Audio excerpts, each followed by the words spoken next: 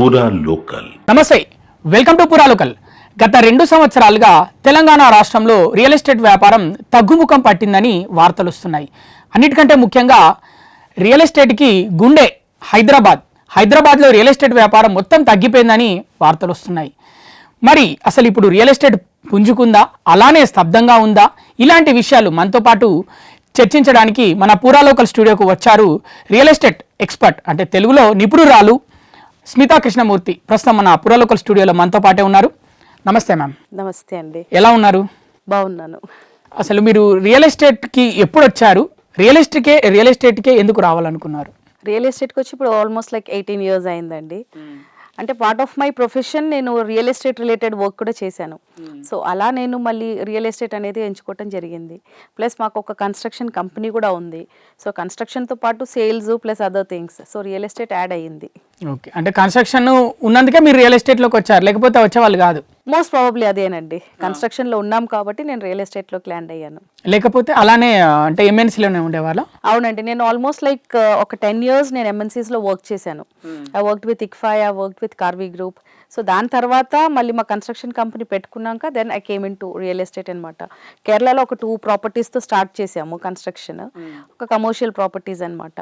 అలాగా స్లోలీ ఇంకా వేరే జాబ్ చూసుకోకుండా అదే ఫీల్డ్ని కంటిన్యూ చేసుకుంటూ వచ్చాను. బేసిక్గా మీరు ఎక్కడి నుంచి మేడం? ఐఎమ్ ఫ్రమ్ కేరళ అండి. కాకపోతే పుట్టింది మాత్రమే అక్కడ, పెరిగిందంతా హైదరాబాద్. ఎన్ని సంవత్సరాల నుంచి ఉంటున్నారు? ఇప్పుడు ఆల్మోస్ట్ లైక్ 45 years అయిందండి హైదరాబాద్ లో. 45 years నుంచి ఉంటున్నారు హైదరాబాద్ లో ఉంటున్నాను. అంటే కేరళ కూడా మాట్లాడతారా? అంటే అది మలయాళం మాట్లాడతాను, తమిళ్ అర్థం అవుతుంది, కొంచెం మాట్లాడతాను, తెలుగు వచ్చు, ఇంగ్లీష్ వచ్చు, హిందీ వచ్చు. సో మల్టీ లింగ్విస్టిక్ అని చెప్పుకోవచ్చు. ఓకే, అంటే మీరు హైదరాబాద్ వచ్చాక హిందీ నేర్చుకున్నారా? ఆబ్వియస్లీ నేను జస్ట్ 1 or 2 years ఉన్నానండి హైదరాబాద్కి వచ్చేటప్పుడు. సో పెరిగింది, స్కూల్స్ అన్ని ఇక్కడే కాబట్టి డెఫినెట్లీ వెన్ యూ గ్రో మనం అన్ని లాంగ్వేజెస్ నేర్చుకున్నాం. హైదరాబాద్ లో ఉంటే అది ఒక అడ్వాంటేజా మేడం, అన్ని లాంగ్వేజ్ నేర్చుకోవడం? Obviously Hyderabad is one place ఎక్కడంటే ప్రతి స్టేట్ నుంచి జనాలు చాలా మట్టుకు ఉన్నారు మనకి. కర్ణాటక వాళ్ళు చాలా మంది ఉన్నారు, ఆంధ్ర వాళ్ళు ఉన్నారు, టమిలియన్స్ ఉన్నారు, మలయాళీస్ అంటే ఇంకా చెప్పే అవసరమే లేదు. ఎక్కడ పోయినా మలయాళీస్ గుంపు మీకు కనపడుతూనే ఉంటుంది. అవునా? అంటే ఇప్పుడు ఈ మధ్య ఎక్కువైరా మలయాళీస్? అట్లా లేదండి, ఫస్ట్ నుంచే మలయాళీస్ చాలా మంది ఉన్నారు హైదరాబాద్ లో. సో అట్లా మనకు అందరితో మనం కమ్యూట్ చేస్తా ఉన్నప్పుడు ఏమవుతుంది అంటే మనకు కూడా ఆ లాంగ్వేజ్ వచ్చేస్తుంది. అది. ఇక రియల్ ఎస్టేట్ గురించి మాట్లాడుకుందాం మేడం. అసలు రియల్ ఎస్టేట్ అంటే ఏంటి? రియల్ ఎస్టేట్ అంటే భూమి అండి. భూమికి సంబంధించి మీరు ఏం చేసినా అది రియల్ ఎస్టేటే. అది భూమి అమ్మటం ఉండొచ్చు, కొనటం ఉండొచ్చు, దాని మీద కట్టటము, లేదంటే దాని మీద లోన్ తీసుకోవటము, దాన్ని మళ్ళీ కట్టినాక రెనోవేట్ చేయటము. మీరు భూమికి సంబంధించి ఏది మాట్లాడినా అది రియల్ ఎస్టేట్ కిందకే వస్తుంది. సో బేసిక్గా జనాలకి మామూలుగా రియల్ ఎస్టేట్ అంటే అదేదో బయ్యింగ్ సెల్లింగ్ని రియల్ ఎస్టేట్ అంటాం అనుకుంటారు, కానీ అది అలా కాదు. మీకు భూమి రిలేటెడ్ ఏది చేసినా అది రియల్ ఎస్టేట్ కిందకే వస్తుంది. Even if you're taking a loan also, ఒక హోమ్ లోన్ తీసుకున్నా కూడా అది కూడా రియల్ ఎస్టేట్ కిందకే వస్తుంది.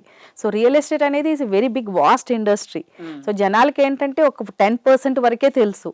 సో మిగతాది వాళ్ళు ఊహించుకుంటారు అది రియల్ ఎస్టేట్ కింద రాదు, that is a different typical ఇదని. ఇప్పుడు ఇన్వెస్ట్మెంట్స్లో చూసినా కూడా అసెట్ మేనేజ్మెంట్ అంటే అది రియల్ ఎస్టేటే. సో రియల్ ఎస్టేట్ లేనిది ఎక్కడ మీకు లేదు. So real estate is around you, real estate is with in you. So real estate అంటే అది భూమి లాంటిది అనమాట. ఎట్టు వెళ్ళినా మీకు రియల్ ఎస్టేటే కనపడుతుంది. ఓకే, ఇప్పుడు రియల్ ఎస్టేట్ వల్ల చాలా మంది జీవితాలు మారిపోయాయి అంటే మీరు నమ్ముతారా? డెఫినెట్లీ అండి. దాంట్లో వర్క్ చేసే వాళ్ళకి లైఫ్ ఉంది, దాంట్లో ఇన్వెస్ట్ చేసిన వాళ్ళకి లైఫ్ ఉంది, దాన్ని బేస్ చేసుకొని బిజినెస్ చేసే వాళ్ళకి లైఫ్ ఉంది. సో రియల్ ఎస్టేట్ అనేది is the big industry. Hyderabad real estate ఎలా ఉంది ప్రస్తుతం? ఇప్పుడు ప్రస్తుతం లాస్ట్ 3-4 months నుంచి కొంచెం రైజ్ అవుతుందండి. లాస్ట్ 2 years నుంచి మనకి పడిపోయిన మార్కెట్ ఏదైతే ఉందో స్టాగ్నెంట్ అయ్యింది యాక్చువల్లీ మార్కెట్. ట్రాన్సాక్షన్స్ పెద్దగా జరగలేదు. సో ఇప్పుడు లాస్ట్ ఒక 3 to 4 months నుంచి కొంచెం అది అందుకోవటం మొదలైంది. ఎస్పెషలీ సెల్లింగ్ ప్రాస్పెక్టివ్ మోడ్లో చూసుకుంటే. అంటే దీని ముందు ఏమైందంటే ఫ్లాట్స్, విల్లాస్ సేల్స్ మొత్తానికి ఆగిపోయిండే. ప్లాట్ బిజినెస్ అది జరుగుతూ ఉంటుంది, ఎందుకంటే అది middle class segment people loan తీసుకోనో లేదంటే ఒక 50 lakhs టికెట్ సైజ్, దాన్ని మనం పెద్దగా అంటే we don't count on that too much. కానీ మనకి రియల్ ఎస్టేట్ బిజినెస్ ఒక హ్యూజ్ అమౌంట్లో క్యాలిక్యులేట్ చేయాలి అనుకుంటే మనకి high rise apartments, gated communities, ఈ విలాస్ పర్చేస్ అండ్ సేల్లోనే మనకి ఎక్కువ ట్రాన్సాక్షన్స్ ఉంటుంది. అంటే బిగ్ సైజ్ టికెట్ అది అమౌంట్. కానీ ఇప్పుడు ఒక 3 to 4 months బ్యాక్ మీరు చూసుకుంటే రైజ్ అయితే అవుతుంది market. Slowly it is rising. So real estate ఇండస్ట్రీలో ఉన్న వాళ్ళకి కూడా ఇది ఒక స్మాల్ సైజ్ హోప్ అన్నమాట. అంటే ఒక 2 సంవత్సరాలుగా రియల్ ఎస్టేట్ బిజినెస్ సరిగా లేదు హైదరాబాద్లో అని వార్తలు వస్తున్నాయి. మరి ఎలా మీరు సర్వైవ్ అయ్యారు? అంటే నాకు రియల్ ఎస్టేట్ అంటే బేసిక్లీ మనం ఏ బిజినెస్లో ఎంటర్ అయినా కూడా మనకు ఒక 1 to 2 years సస్టైనబిలిటీ అనేది ఉండాలి. ఒక 1 to 2 years మీరు బ్యాకప్ అమౌంట్ మీ దగ్గర పెట్టుకోలేదు అనుకోండి, మీరు ఏ బిజినెస్లో కూడా సర్వైవ్ అవ్వలేరు. ఎందుకంటే ఇప్పుడు మీరు సాఫ్ట్వేర్ చూస్తున్నారు, people are losing jobs. Okay, so everybody has that backup. So similarly even నాకు కూడా బ్యాకప్ ఉండింది. ఇంకోటి, నేను మల్టీ స్టేట్స్లో నేను బిజినెస్ చేస్తాను. ఇప్పుడు నాకు ఒక ప్రాజెక్ట్ ఉంది ఊటీలో, ఒక 25 acres ఒక ఫార్మ్ ల్యాండ్ ప్రాజెక్ట్ చేస్తున్నాను. హైదరాబాద్లో డౌన్ అయినప్పుడు నాకు ప్రాజెక్ట్ అక్కడ నడుస్తూనే ఉంది. ప్లస్ కేరళలో నాకు ప్రాపర్టీస్ ఉన్నాయి, అక్కడ ట్రాన్సాక్షన్స్ అవుతూ ఉన్నాయి. సో నేను హైదరాబాద్ బేస్ చేసి నేను ఎప్పుడూ రియల్ ఎస్టేట్ బిజినెస్ చేయలేదు. కర్నూలులో మాకు కంటిన్యూగా విల్లా కన్స్ట్రక్షన్స్ నడుస్తూ ఉంటుంది. 2-3 విల్లాస్ కడతాము, మళ్ళీ అమ్ముతాం, మళ్ళీ పికప్ చేసుకుంటాం, మళ్ళీ అమ్ముతాము. సో అదొక కంటిన్యూస్ బిజినెస్ అది. సో నేను రియల్ ఎస్టేట్ ఎంచుకున్నప్పుడు ఐ జస్ట్ డిన్ చూస్ హైదరాబాద్. అది నేను డిఫరెంట్ ప్లేసెస్లో చేశాను కాబట్టి హైదరాబాద్లో డల్ ఉన్నప్పుడు వేరే చోట కాన్సన్ట్రేట్ చేస్తాము. అంటే మీరు మార్కెటింగ్ చేస్తారా, ఓన్ కన్స్ట్రక్షన్ చేసాం? మాది ఓన్ అండి. మార్కెటింగ్ చాలా తక్కువ చేశాను. ఏది చేసినా మాది ఓన్ ప్రాజెక్ట్స్. ఇప్పుడు నేమ్ ఏంటి madam? I have a private limited company అండి, బోదా హోమ్స్ ఇన్ఫ్రా ప్రైవేట్ లిమిటెడ్ అని. మాకు ఏది చేసినా ఇప్పుడు విల్లా కన్స్ట్రక్షన్స్ ఉన్నాయి, అది మా ఓన్ కన్స్ట్రక్షన్స్. ఇప్పుడు ఊటీలో మాకు ప్రాజెక్ట్ జరుగుతున్నాయి, అది కూడా ఓన్ కన్స్ట్రక్షన్స్, అది కూడా మా ఓన్ ప్రాజెక్టే. ప్లస్ కేరళలో ప్రాపర్టీస్ కూడా, అది కూడా మా ఓన్ ప్రాజెక్ట్సే. సో ఏది చేసినా కూడా ఓన్గానే ఎక్కువ చేస్తాను. సేల్ అంటే వేరే వాళ్ళది సేల్ అనేది మనకు తెలిసిన వాళ్ళవి ఉన్నాయి, అమ్మి పెట్టండి అలాంటివి రెఫరెన్స్లో వచ్చినప్పుడు తప్ప మిగతా వాటిలలో నేను వేలు పెట్టను. ఈ ఒక గత 2 సంవత్సరాలలో చాలా కంపెనీస్ అంటే హోప్తో, నమ్మకంతో వచ్చి రియల్ ఎస్టేట్ కంపెనీలు పెట్టారు చాలామంది. మార్కెటింగ్ అని అవన్నీ చాలా వరకు క్లోజ్ అయిపోయాయి. వాటి గురించి ఏం చెప్పాలనుకుంటున్నారు? రియల్ ఎస్టేట్ అనేది లాస్ట్ టూ ఇయర్స్ కాదండి, లాస్ట్ ఒక 4-5 years నుంచి అది ఒక కామన్ మ్యాన్ బిజినెస్ కాదు. ఇప్పుడు అది ఒక కార్పొరేట్ బిజినెస్లోకి వెళ్ళిపోయింది. ఎందుకంటే మనకి ల్యాండ్ వాల్యూస్ ఇప్పుడు ఒకప్పుడు 10 CR 5 CR 6 CR ఎకరా ల్యాండ్స్ ఉండేటివి ఇప్పుడు 20 కోట్లు 30 కోట్లు 40 కోట్లు అయినాయి. సో ఒక ఇండివిజువల్ ఆ ల్యాండ్ కొన్ని దాని మీద కన్స్ట్రక్ట్ చేసి అమ్మటం అనే లాజిక్ అది ఒక 4-5 years బ్యాకే మనకు అది వెళ్ళిపోయింది. సో స్మాల్ సెగ్మెంట్ బిల్డర్స్ కానీ, స్మాల్ సెగ్మెంట్ ఇప్పుడు మీరు అన్నట్టు మార్కెటింగ్ చేసుకోవడానికి వచ్చి ఆఫీసులు పెట్టి అలాంటి బిజినెస్ ఇప్పుడు మనకి చాలా తగ్గిపోయింది. ఎందుకంటే ల్యాండ్ బిజినెస్ ఇప్పుడు 5 digits కాదు, ఇప్పుడు 7-8 digitsలోకి వెళ్ళిపోయింది. Minimum size I'm talking about. So it's not a common man business today. So ఇప్పుడు ఏమైందంటే రియల్ ఎస్టేట్లోకి కార్పొరేట్స్ వచ్చేసాయి. సో కార్పొరేట్స్ రావటం వల్ల ఏమవుతుందంటే వాళ్ళకి మార్కెట్ స్టాగ్నెన్సీ, మార్కెట్ డౌన్ ఉందా అప్ ఉందా అది పెద్ద ఎఫెక్ట్ రాదు. ఎందుకంటే వాళ్ళు సెల్ఫ్ సఫిషియెంట్ అనమాట. ఇంకోటి, ఎక్కడ బిజినెస్ జరిగినా జరగకపోయినా బ్రాండెడ్ బిల్డర్స్ దగ్గర ఏదో ఒక స్మాల్ సైజ్ బిజినెస్ అయితే జరుగుతుంది. సో వాళ్ళ ట్రాన్సాక్షన్స్ వాళ్ళకి అది 100 జరిగే బదులు 10 జరుగుతుంది. సో ఆ ఒక ట్రాన్సాక్షన్ ఎప్పటికీ ఉంటుంది అది. సో దానివల్ల పెద్ద కంపెనీస్ నిలబడితే చిన్న కంపెనీస్ సైడ్ అయిపోతుంది. డెఫినెట్లీ అండి. హైదరాబాద్లో ఇప్పుడు రియల్ ఎస్టేట్లో చిన్న కంపెనీస్ అనేది లేదు. ఇప్పుడు మీరు హై రైజ్ సెగ్మెంటే చూసుకోండి, మీకు అంత పెద్ద పెద్ద వాళ్ళే కనపడతారు. You will find only Aparna, రామ్కి, మై హోమ్, ప్రెస్టీజ్. ఓకే, ఇప్పుడు Godrej is landed up. So మీకు అక్కడ ఆ సెగ్మెంట్లో మీకు ఎవరైనా స్మాల్ సైజ్ బిల్డర్స్ కనపడుతున్నారా? కనపడట్లేరు. ఇంకా ఇండివిజువల్ అపార్ట్మెంట్స్, స్టాండ్-ఎలోన్ అపార్ట్మెంట్స్ చూడండి. ఆ స్టాండ్-ఎలోన్ అపార్ట్మెంట్స్ ఇప్పుడు చాలా మార్కెట్ డౌన్ ఉంది. సో దాంట్లో కూడా పెద్దగా ముందుకు ఎవరు రావట్లేదు. ఇంకా middle segment business people in real estate అంటే ఇట్స్ ఓన్లీ ప్లాటింగ్. ఆ ప్లాటింగ్ సైడ్ తప్ప వాళ్ళకి కన్స్ట్రక్షన్లో హైదరాబాద్ చుట్టుపక్కల దే కెనాట్ డూ దాట్. ఇప్పుడు హైరైజ్లో అలాగే స్టాండ్-ఎలోన్లో ఏవైతే యూనిట్స్ ఉన్నాయో అవి అలానే మిగిలిపోయాయని కూడా ఇప్పుడు వార్తల్లో వింటున్నాం. అలానే ఉన్నాయా మేడం కట్టేసి? చాలా మటుకైతే లాస్ట్ 2 years నుంచి స్టాగ్నెన్సీ ఉందండి. But as I told you last 3 to 4 monthsలో కొంచెం పికప్ అయితే అవుతుంది మార్కెట్. సో ఇంకా గోయింగ్ ఫర్దర్ అది పికప్ అయ్యే ఛాన్సెసే ఉంది. ఎందుకంటే హైదరాబాద్ రియల్ ఎస్టేట్లో పడిపోవటం అనేది ఉండదు. Because Hyderabad is one such city which is performing all over India. ఇండియాలో ఇప్పుడు మనకి ఢిల్లీ, పూణే, ముంబైతో కంపేర్ చేసుకుంటే హైదరాబాద్లో ఒక్కటే మనకి సేల్స్ జరుగుతూ ఉన్నాయి. సో ఆ ఒక్క సెగ్మెంట్లో చూసుకుంటే కనుక హైదరాబాద్ రియల్ ఎస్టేట్ పడటం జీరోకి ఎప్పటికీ వెళ్ళదు. హైదరాబాద్లోనే ఎందుకు కొంటున్నారు ఫ్లాట్స్? అంటే 2 BHK 3 BHK 4 BHK హైరైజ్లో ఎందుకు హైదరాబాద్లోనే కొంటున్నారు? ఇప్పుడు ఒక 20-25 years బ్యాక్ మీరు చూసుకుంటే ముంబై ఎలా డెవలప్ అయిందండి? స్లోలీ డెవలప్ అయ్యి ఇప్పుడు ముంబై మొత్తం స్టాగ్నెంట్ అయింది. మెయిన్ రీజన్ ఏంటంటే ఎంప్లాయ్మెంట్ ఆపర్చునిటీస్. ఓకే, సిమిలర్లీ దాని తర్వాత మనకి బాగా హైప్లోకి వచ్చింది is Delhi, NCR, Gurgaon, Noida, then Bengaluru, Pune, ఇలాంటి సిటీస్ అన్నీ స్లోలీ డెవలప్ అయ్యి అది ఏమైందంటే స్టాగ్నెన్సీకి వచ్చేసింది. ఎందుకంటే అక్కడ ల్యాండ్స్ అవైలబిలిటీ లేదు, కొత్త ఆపర్చునిటీస్ అందుకునే పరిస్థితుల్లో వాళ్ళు లేరు. కానీ అదే మీరు హైదరాబాద్తో చూసుకుంటే హైదరాబాద్ లాస్ట్ 10 years నుంచి హెవీగా ఇన్ఫ్రాస్ట్రక్చరల్ గ్రోత్ ఉంది. ఓకే, ఐ మీన్ బీభత్సంగా మనకి రోడ్లు, ఫ్లైఓవర్లు, మెట్రో అన్ని కన్స్ట్రక్షన్స్ చాలా బాగా జరిగింది. ఐటీని టేక్ ఓవర్ చేసేసింది. ఇప్పుడు మనం ఆల్మోస్ట్ లైక్ బెంగళూరు ఎక్కడుందో మనం కూడా సిమిలర్ అదే పొజిషన్లో ఉన్నాం. అప్పుడప్పుడు ఫ్లక్చువేట్ అవుతూ ఉంటుంది తప్ప. సో ఎక్స్పోర్ట్ ఇంపోర్ట్లో కూడా Hyderabad is leading now. So ఇంత ఎంప్లాయ్మెంట్ ఉండి ఇంత ఇన్ఫ్రాస్ట్రక్చరల్ గ్రోత్ ఉన్నప్పుడు డెఫినెట్గా ఏ బిజినెస్ పీపుల్ అయినా హైదరాబాద్ లాంటి సిటీని ఎంచుకుంటారు. ఎందుకంటే వాళ్ళకి కూడా బిజినెస్ ఆపర్చునిటీస్ ఎక్కువ కనపడుతుంది. ఇప్పుడు మీరు ఒక రీటైల్ అవుట్లెట్ పెట్టాలి అనుకుంటే చుట్టుపక్కల జనాలు ఉన్నారా లేదా అని చూస్తారు. So similarly every business starts like that. హైదరాబాద్లో రియల్ ఎస్టేట్ వ్యాపారం ప్రభుత్వాల మీద ఆధారపడి ఉంటుందా? అంటే ప్రభుత్వం మారినప్పుడు రియల్ ఎస్టేట్ ఏమైనా తగ్గుద్దా, లేకపోతే ఇంకో ప్రభుత్వం వచ్చినప్పుడు పెరుగుద్దా? ఇలాంటివి ఏమన్నా ఉన్నాయా కారణాలు? డెఫినెట్లీ అండి. Hyderabad real estate political buys అయింది మధ్యలో. ఓకే, లాస్ట్ 2 termsలో మనం చూసాము. దానికి ముందున్న రియల్ ఎస్టేట్ కాదు మనకి ఇప్పుడున్న real estate. So real estate is politically buys అయింది. అది ఎందుకంటే ఒక పార్టీ ఉన్నప్పుడు వాళ్ళకి అంటే లిటిగేషన్ ఉన్న ప్రాపర్టీ అయినా మాకు పర్మిషన్స్ వచ్చేస్తున్నాయి, లేదు ల్యాండ్ టైటిల్స్ క్లియర్ చేసి గవర్నమెంట్ ఆక్షన్స్కి వేయటము, ఇలాంటివన్నీ జరిగినాయి. కాబట్టి పొలిటికల్ బైజ్ అది ఏ స్టేట్లోనైనా ఉంటుంది, హైదరాబాద్లో కొంచెం ఎక్కువ ఉండింది. దానికి రీజన్ వాజ్ మనకి అవైలబిలిటీ ఆఫ్ ల్యాండ్ మనకి ఎక్కువ ఉండటం వల్ల. ఇప్పుడు ముంబై తీసుకున్నారండి, ముంబైలో ఒక సైడ్ మొత్తం మీకు సిఏ. Okay, so you're blocking 2 sides, it's blocked, only 2 sides మీకు ఎక్స్పాన్షన్ ఉంది. కానీ అదే మీరు హైదరాబాద్ తీసుకున్నారండి, north, east, west, south everywhere expansion opportunities ఉన్నాయి. అండ్ ఇంకోటి ఎక్స్పాన్షన్కి మనకి ఎక్కడ తగ్గే ఛాన్సే లేదు, ఎందుకంటే అన్ని నేషనల్ హైవేసే all 4 sides.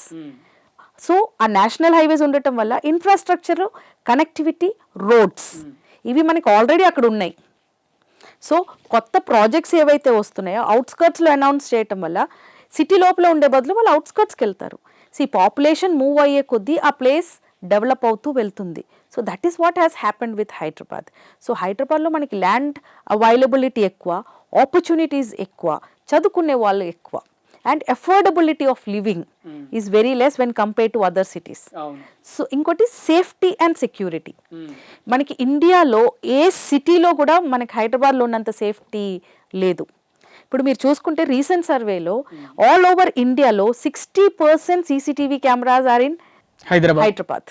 I'm talking about total ఇండియాలోనే, టోటల్ ఇండియాలో మెయిన్ మెట్రో సిటీస్ లో అన్నిటికంటే ఎక్కువగా సీసీ కెమెరాలు ఉన్నది హైదరాబాద్ లో. సో మనకి క్రైమ్ రేట్స్ లేవు.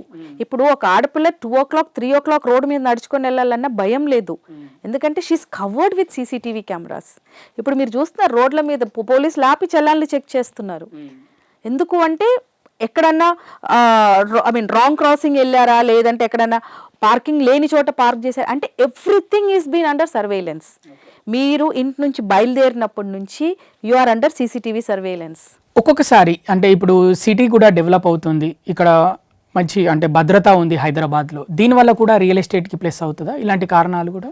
డెఫినెట్లీ అండి, ఎందుకంటే జనాలు ఇప్పుడు ఊర్లలో నుంచి హైదరాబాద్కి వస్తున్నారు. ఓకే, సో వాళ్ళు హైదరాబాద్కి వచ్చినప్పుడు వాళ్ళకు ఉండడానికి ఇల్లు కావాలి, వాళ్ళ పిల్లలకి స్కూల్ వెళ్ళాలి, ఇప్పుడు హాస్పిటల్ అవైలబిలిటీ ఉంటుంది, గ్రోసరీస్, సినిమాకి వెళ్తారు, షాపింగ్ చేయాలి. సో ఒక మనిషిని పట్టే మనకి బిజినెస్ పెరుగుతుంది. సో ఇప్పుడు 10 మంది ఉండే చోట 100 మంది ఉంటే 100 మందికి సరిపడేంత ఇల్లులు కావాలి, వాళ్ళకి సరిపడేంత హాస్పిటల్ ఫెసిలిటీస్ కావాలి, ఆ పిల్లలకి సరిపడేంత స్కూల్స్ కావాలి. So this is giving opportunity for the growth of infrastructure అనమాట. సో డెఫినెట్లీ జనాలు మూవ్ అయ్యే కొద్దీ మీకు ఆపర్చునిటీస్ పెరుగుతుంది, especially in real estate. So దానివల్ల రియల్ ఎస్టేట్ 100% పెరుగుతుంది. హైదరాబాద్లో కాస్ట్ ఆఫ్ లివింగ్ తక్కువ అంటున్నారు మీరు. ఇప్పుడు లైక్ కొన్ని ఏరియాస్ చూసుకుంటే మాదాపూర్, కొండాపూర్, గచ్చిబౌలి, నానక్రామ్గూడ, అదే ఫైనాన్షియల్ డిస్టిక్ అటు సైడ్ వెళ్తే రేట్స్ చాలా దారుణంగా ఉన్నాయి అంటున్నారు. అంటే ముఖ్యంగా ఫ్లాట్ రెంట్ ఇవన్నీ ఎక్కువ ఉంటాయి అంటున్నారు. మరి ఎందుకు అంటే ఇటు సైడ్ ఎక్కువ ఉన్నాయి, కొన్ని ఏరియాల సైడ్ తక్కువ ఉన్నాయి, కారణం ఏంటి? హైదరాబాద్లో మనకి 2 డిఫరెంట్ సెగ్మెంట్స్ ఆఫ్ సిటీస్ ఉన్నాయండి. ఒకటేమో ఓల్డ్ హైదరాబాద్, ఇంకోటేమో న్యూ హైదరాబాద్.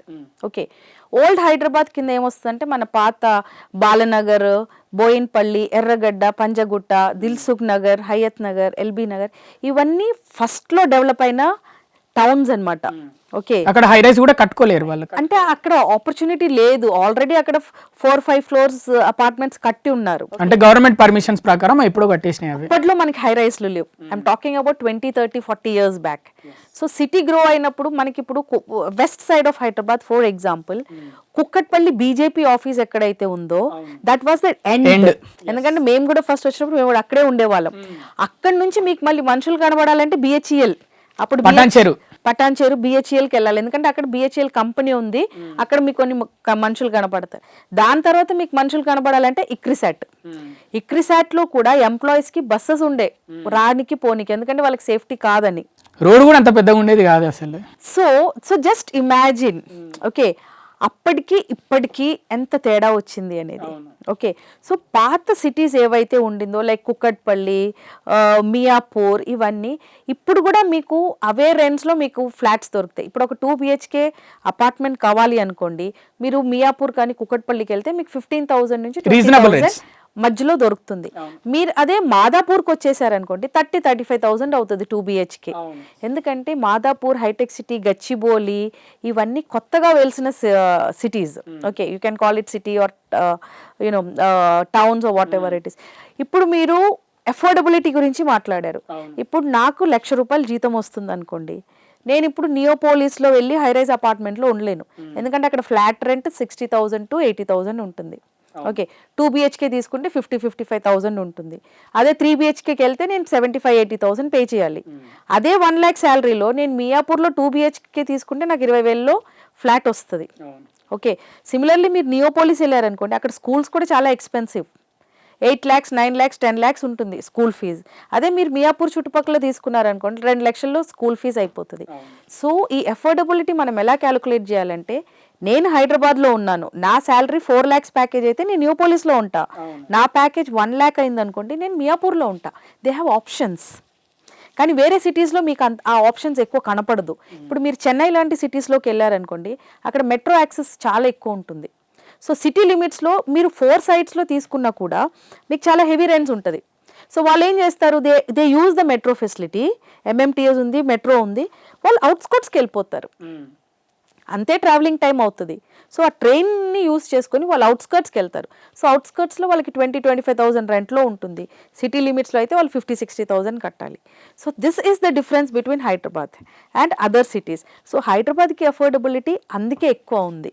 అదే ఇప్పుడు బిజినెస్ పీపుల్ అనుకోండి, Dilsukh Nagar and what is that LB Nagar, Abids, ఆ సైడ్ ఇప్పుడు కూడా రెంట్లు అలానే ఉన్నాయి. 20,000 నుంచి 30-40,000 వరకు ఇప్పుడు కూడా డీసెంట్ అండ్ రీజనబుల్గా మీకు ఇల్లులు దొరుకుతాయి.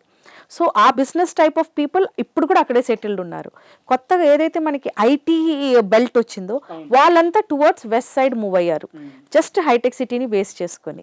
కంపెనీస్ ఏమో హైటెక్ సిటీలో ఉంటాయి, వాళ్ళు ఉండేదేమో వెస్ట్ సైడ్, అంటే అటు మన తెల్లాపూరు, పటాన్చెరు రూటు అటు సైడ్ అక్కడక్కడ ఉంటున్నారు. అవునవును. ముఖ్యంగా ఇక ఇప్పుడు ఈస్ట్, వెస్ట్, నార్త్, సౌత్ అని మనం హైదరాబాద్కి నలువైపులా మొత్తం 90 degrees ఎటు చూసినా మనకు ల్యాండే ఉంది. అవును. ఎటు సైడ్ ఎక్కువ రియల్ ఎస్టేట్ గ్రోత్ ఉంది?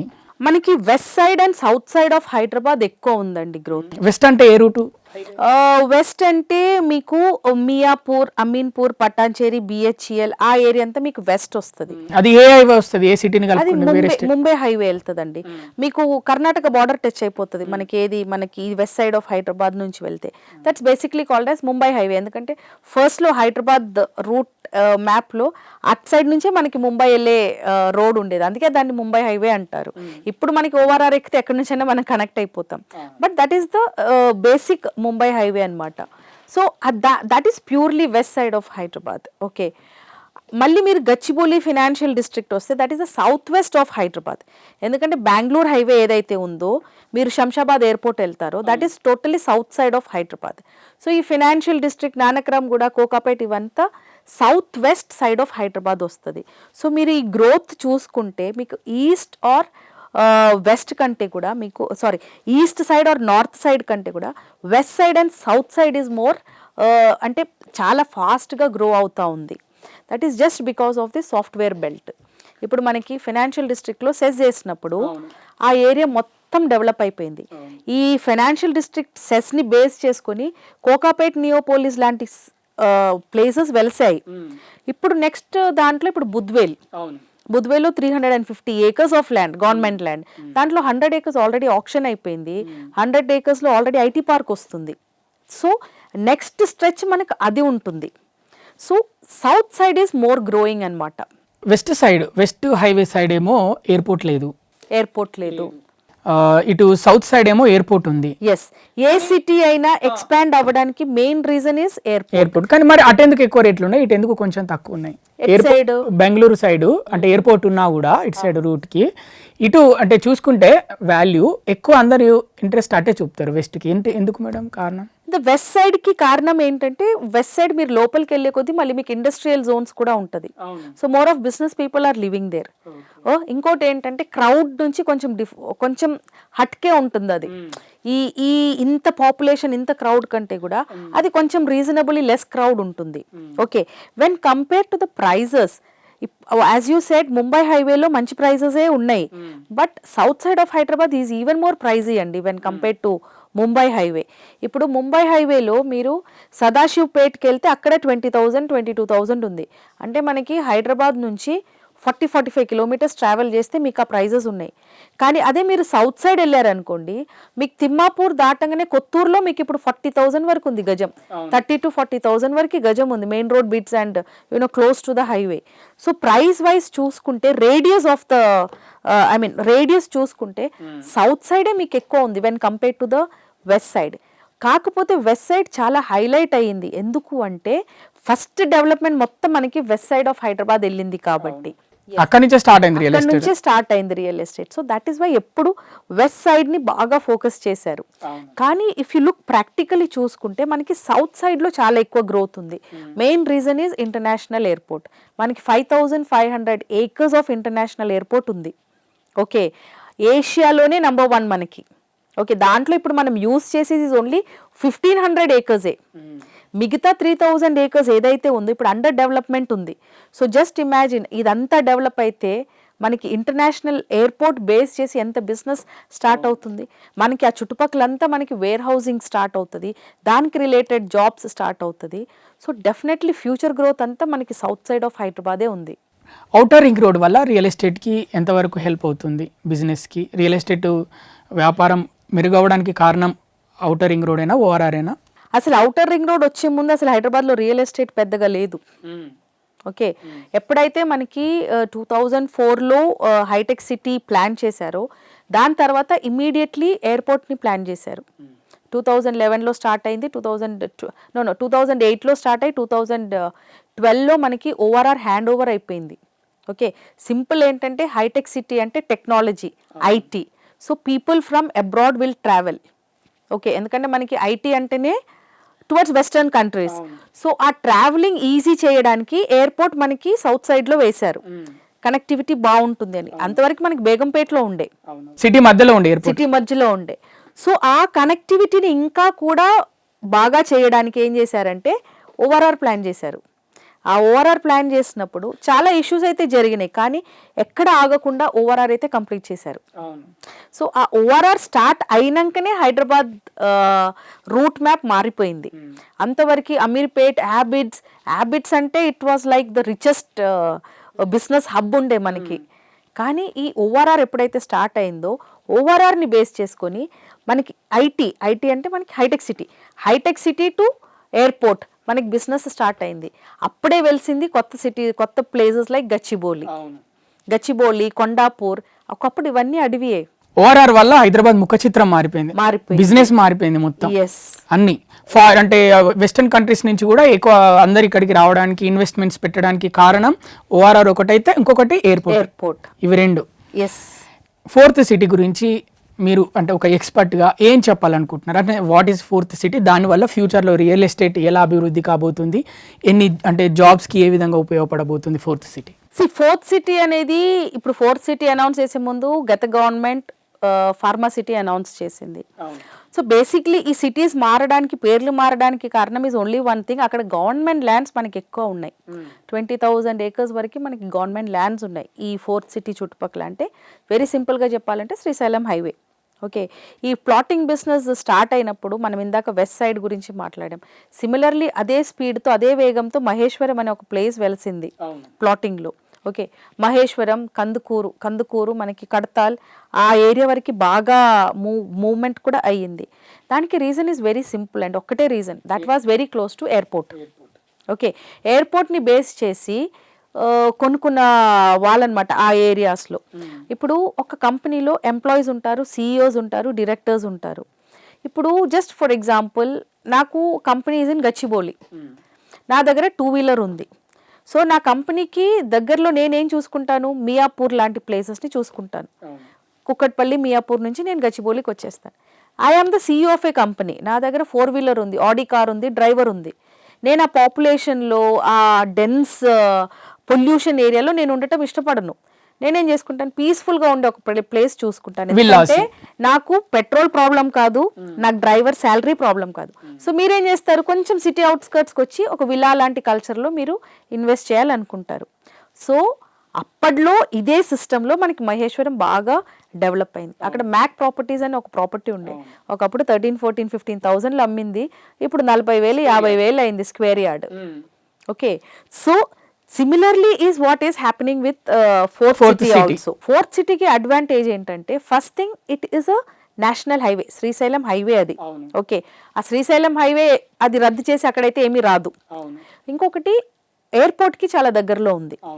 Okay, next is this is also connected to south side of Hyderabad.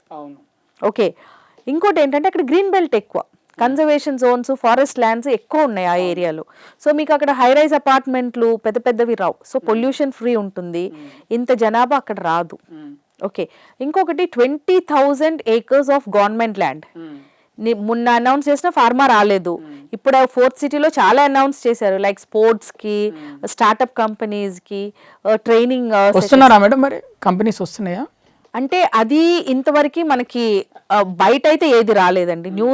న్యూస్లో వరకు చాలా వస్తున్నాయి, కానీ మనకి ఏదైనా ప్రాక్టికలీ అక్కడ ఏమైనా వర్క్ స్టార్ట్ అవుతూనే మనకి అది ప్రాక్టికలీ అది వర్కౌట్ అవుతుందా లేదా అని ఇప్పటివరకైతే ఏం స్టార్ట్ అయితే మనకి అక్కడ ఏం స్టార్ట్ లేదు. Only land allocations are happening. విజువలైజేషనే కనిపిస్తుంది. కానీ ఆ ఏరియాలో ఇన్వెస్ట్ చేయాలనుకున్న వాళ్ళు మాత్రం 100% అష్యూరెన్స్ ఇస్తుందని అక్కడ ఇన్వెస్ట్ చేయొచ్చు. బెస్ట్ అంటారు ఫోర్త్ సిటీలో. ఎందుకంటే మెయిన్ ఫోకస్ షుడ్ బి వాళ్ళది ఈ ఫోర్త్ సిటీ, ఫార్మా సిటీ అన్ని పక్కన పెడితే ఎయిర్పోర్ట్. ఓకే, ఎయిర్పోర్ట్ ఎప్పుడైనా డెవలప్ అయితే అదొక మంచి రెసిడెన్షియల్ ఏరియా అయితే క్రియేట్ అవుతుంది ఫ్యూచర్లో. ఇంకోటి మనకంతా 150 to 200, 300 feet రోడ్స్ ఉన్నాయి అక్కడ. ఇప్పుడు గవర్నమెంట్ అమ్మితే ఇప్పుడు అక్కడ 20,000 acres వరకు ఉంది అని చెప్తున్నారు కదా ఫోర్త్ సిటీలో. గవర్నమెంట్ ఒకవేళ ఇస్తే లీజ్ కి ఇస్తారా, అమ్ముతారా అక్కడ? అది గవర్నమెంట్ ఆప్షన్ లో అమ్మేస్తారండి వాళ్ళు. లేదు అంటే 99 years లీజ్ కి ఇచ్చి వాళ్ళు కంపెనీస్ ని తెచ్చుకుంటారు. So that depends on what the government decides on that day. అంటే ఇండివిజువల్ గా కొనాలనుకున్న వాళ్ళకి బయట కొనుక్కోవాల్సిందేనండి, ఎందుకంటే అవన్నీ సెజ్ ల్యాండ్స్ కిందకి వస్తుంది అవి. సో దాంట్లో మనం ఇండివిజువల్ గా వెళ్ళి మనం ల్యాండ్ కొనుక్కోలేం. ఫోర్త్ సిటీలో మీరు ఫ్యాక్టరీ పెట్టుకోవాలి, దానికి గవర్నమెంట్ అనుకూలంగా ఉంది అంటే మీరు అక్కడ వెళ్ళి ల్యాండ్ కోసం అప్లై చేయొచ్చు తప్ప you cannot by land in that. అటు పక్క ఫోర్త్ సిటీ పక్కన ఎక్కడ కొనుక్కోవచ్చు అంతే. సరౌండింగ్స్ లో మీరు రెసిడెన్షియల్ ఏరియాస్ ఉన్నాయి కదా, అక్కడ ప్లాటింగ్ చాలా ఉంది, ఆ ఏరియాలో చాలా ప్లాటింగ్ బిజినెస్ ఉంది. ఆ ప్లాటింగ్స్ లో ఎక్కడైనా మీరు కొనుక్కోవచ్చు. కాకపోతే ఇలాంటి ప్లేసెస్ లో ఇన్వెస్ట్ చేసేటప్పుడు ఒక్కటే ఇన్వెస్టర్ పాయింట్ ఆఫ్ వ్యూలో మీరు ఆలోచించాల్సింది ఏంటంటే, ఇవాళ కొన్ని నెక్స్ట్ 2 years లో నేను అమ్మి నాకు అప్రిసియేషన్ వస్తుంది అంటే రాదు. అలాంటి ప్లేసెస్ లో మీరు కొనుక్కుంటున్నారంటే 5 to 10 years మీరు దాన్ని వదిలేసేయాలి. ఇప్పుడు నాకు పిల్లోడు ఉన్నాడు, 5th, 6th స్టాండర్డ్లో ఉన్నాడు, ఫ్యూచర్లో వాడికి చదువుకు అవసరం అవుతుంది అని వదిలేసుకోవాలి దాన్ని. అంతే తప్ప కొన్నాళ్ళ నుంచి 6 months 7 months అయింది నాకు ల్యాండ్ అప్రిసియేషన్ రావట్లేదు అంటే అది అవ్వదండి. దాన్ని కొనేసుకోవాలి, దాన్ని వదిలేసేయాలి. అప్పుడే మీకు మీరు అనుకున్న అంటే ఇప్పుడు మీకు యాడ్స్లో కంపెనీ వాళ్ళు చెప్పే అప్రిసియేషన్ రావాలంటే అది 2 yearsలో 3 yearsలో అది పాసిబుల్ అయితే కాదు. That will happen over a period of 10 years. So future investment కోసం ఆ ఏరియాలో మీరు ఇన్వెస్ట్ చేసుకోవచ్చు. అమెరికాలో ఉంటున్న మన భారతీయులు, ముఖ్యంగా మన తెలుగు వాళ్ళు ఎవరైతే అమెరికాలో ఉంటున్నారో వాళ్ళు హైదరాబాద్లోనే భూమి ఎందుకు కొనుక్కోవాలి? ఎందుకంటే Hyderabad is a well developed city now. ముందటి వరకు డెవలపింగ్ సిటీ అన్నాము, ఇప్పుడు డెవలప్డ్ సిటీ అయింది అది. So on auto pilot mode now. ఇప్పుడు ఏ గవర్నమెంట్ వచ్చినా, అసలు గవర్నమెంట్ లేకపోయినా అది ఆటో పైలట్ మోడ్లోకి వచ్చేసింది అది. సో ఏ ఏరియా ఎంత ఫ్లక్చువేట్ అవుతుంది, ఏ ఏరియాలో మనకి ఎక్కువ స్కోప్ ఉంది అనేది ఇప్పుడు అంతా డిజిటలీ ఆన్లైన్ అవైలబుల్ ఉంది. దాన్ని బేస్ చేసుకొని పీపుల్ ఆర్ బయింగ్. ఎందుకంటే ఇప్పుడు నేను ఇన్వెస్ట్ చేశాను అనుకోండి, ఇప్పుడు గోల్డ్లో పెడుతున్నాను అంటే గోల్డ్ పెరుగుతుంది కాబట్టి గోల్డ్లో పెడుతున్నాను. Similarly is land also. ల్యాండ్లో నేను ఇప్పుడు పెడుతున్నాను అంటే land over a period of time it is giving appreciation అది. సో డెఫినెట్లీ ఎన్ఆర్ఐస్ అందరూ కూడా హైదరాబాద్లోనే ఇన్వెస్ట్ చేస్తారు. ఖచ్చితంగా. అంటే ముంబైలో, ఢిల్లీలో చేయట్లేదు. అక్కడ కంటే కూడా Hyderabad is more safe. So ఆ రకంగా హైదరాబాద్లో ఇన్వెస్ట్ చేస్తున్నారు. ఓకే. అంటే లండన్లో, మిగతా దేశాల్లో ఎక్కడ సంపాదించుకున్నా వచ్చి హైదరాబాద్లోనే. మాక్సిమం మనకి హైదరాబాద్ రియల్ ఎస్టేట్ ఇంత క్యాచ్ అవ్వడానికి రీజన్ కూడా is NRI investments only. Exactly. And one more thing madam, ఇప్పుడు గత 2 సంవత్సరాలుగా రియల్ ఎస్టేట్ ఇక్కడ ఇక మన లోకల్స్ ఎవరైతే ఉన్నారో, మన తెలంగాణ వాళ్ళు, ఏపీ వాళ్ళు, మన ఏపీ వాళ్ళు, అలాగే ఇక్కడ వీళ్ళు రియల్ ఎస్టేట్ అంటే తగ్గింది అని ఎక్కువ ఇన్వెస్ట్మెంట్స్ చేయట్లేదు, కొనుక్కోలేదు అనే వార్తలు వస్తున్నాయి. మరి ఎన్ఆర్ఐస్ ఈ టైంలో, ఈ 2 ఇయర్స్లో వాళ్ళు కొనుక్కున్నారా? మరి ల్యాండ్స్ అలాగే ఈ యూనిట్స్ ఏమైనా హైరైజ్లో కొనుక్కొని అలానే పెట్టుకున్నారా ఈ 2 ఇయర్స్లో? నేను దీనికి ఒక మంచి ఎగ్జాంపుల్ చెప్తానండి. నేను 40-45 ఇయర్స్ నుంచి హైదరాబాద్లో ఉన్నా. గజం 1000 రూపాయల నుంచి చూశాను, గజం 4 లక్షల వరకు చూశాను నేను. ఇప్పుడు నేను వెళ్ళి గచ్చిబౌలిలో ఇప్పుడు మామూలు ప్లాట్లు అంటే పాతదా 2 lakhs, 2.5 lakhs, 2.4 అలా చెప్తారు. అక్కడ వెళ్ళి నేను ల్యాండ్ కొనాలంటే బా ఇంత పెట్టాలా, ఈ ల్యాండ్కి అంత సినిమా లేదులే, మొన్నటి వరకు 80,000 ఉండే, మొన్నటి వరకు 1,00,000 రూపాయలు ఉండే అని మనం వాపస్ వస్తాం.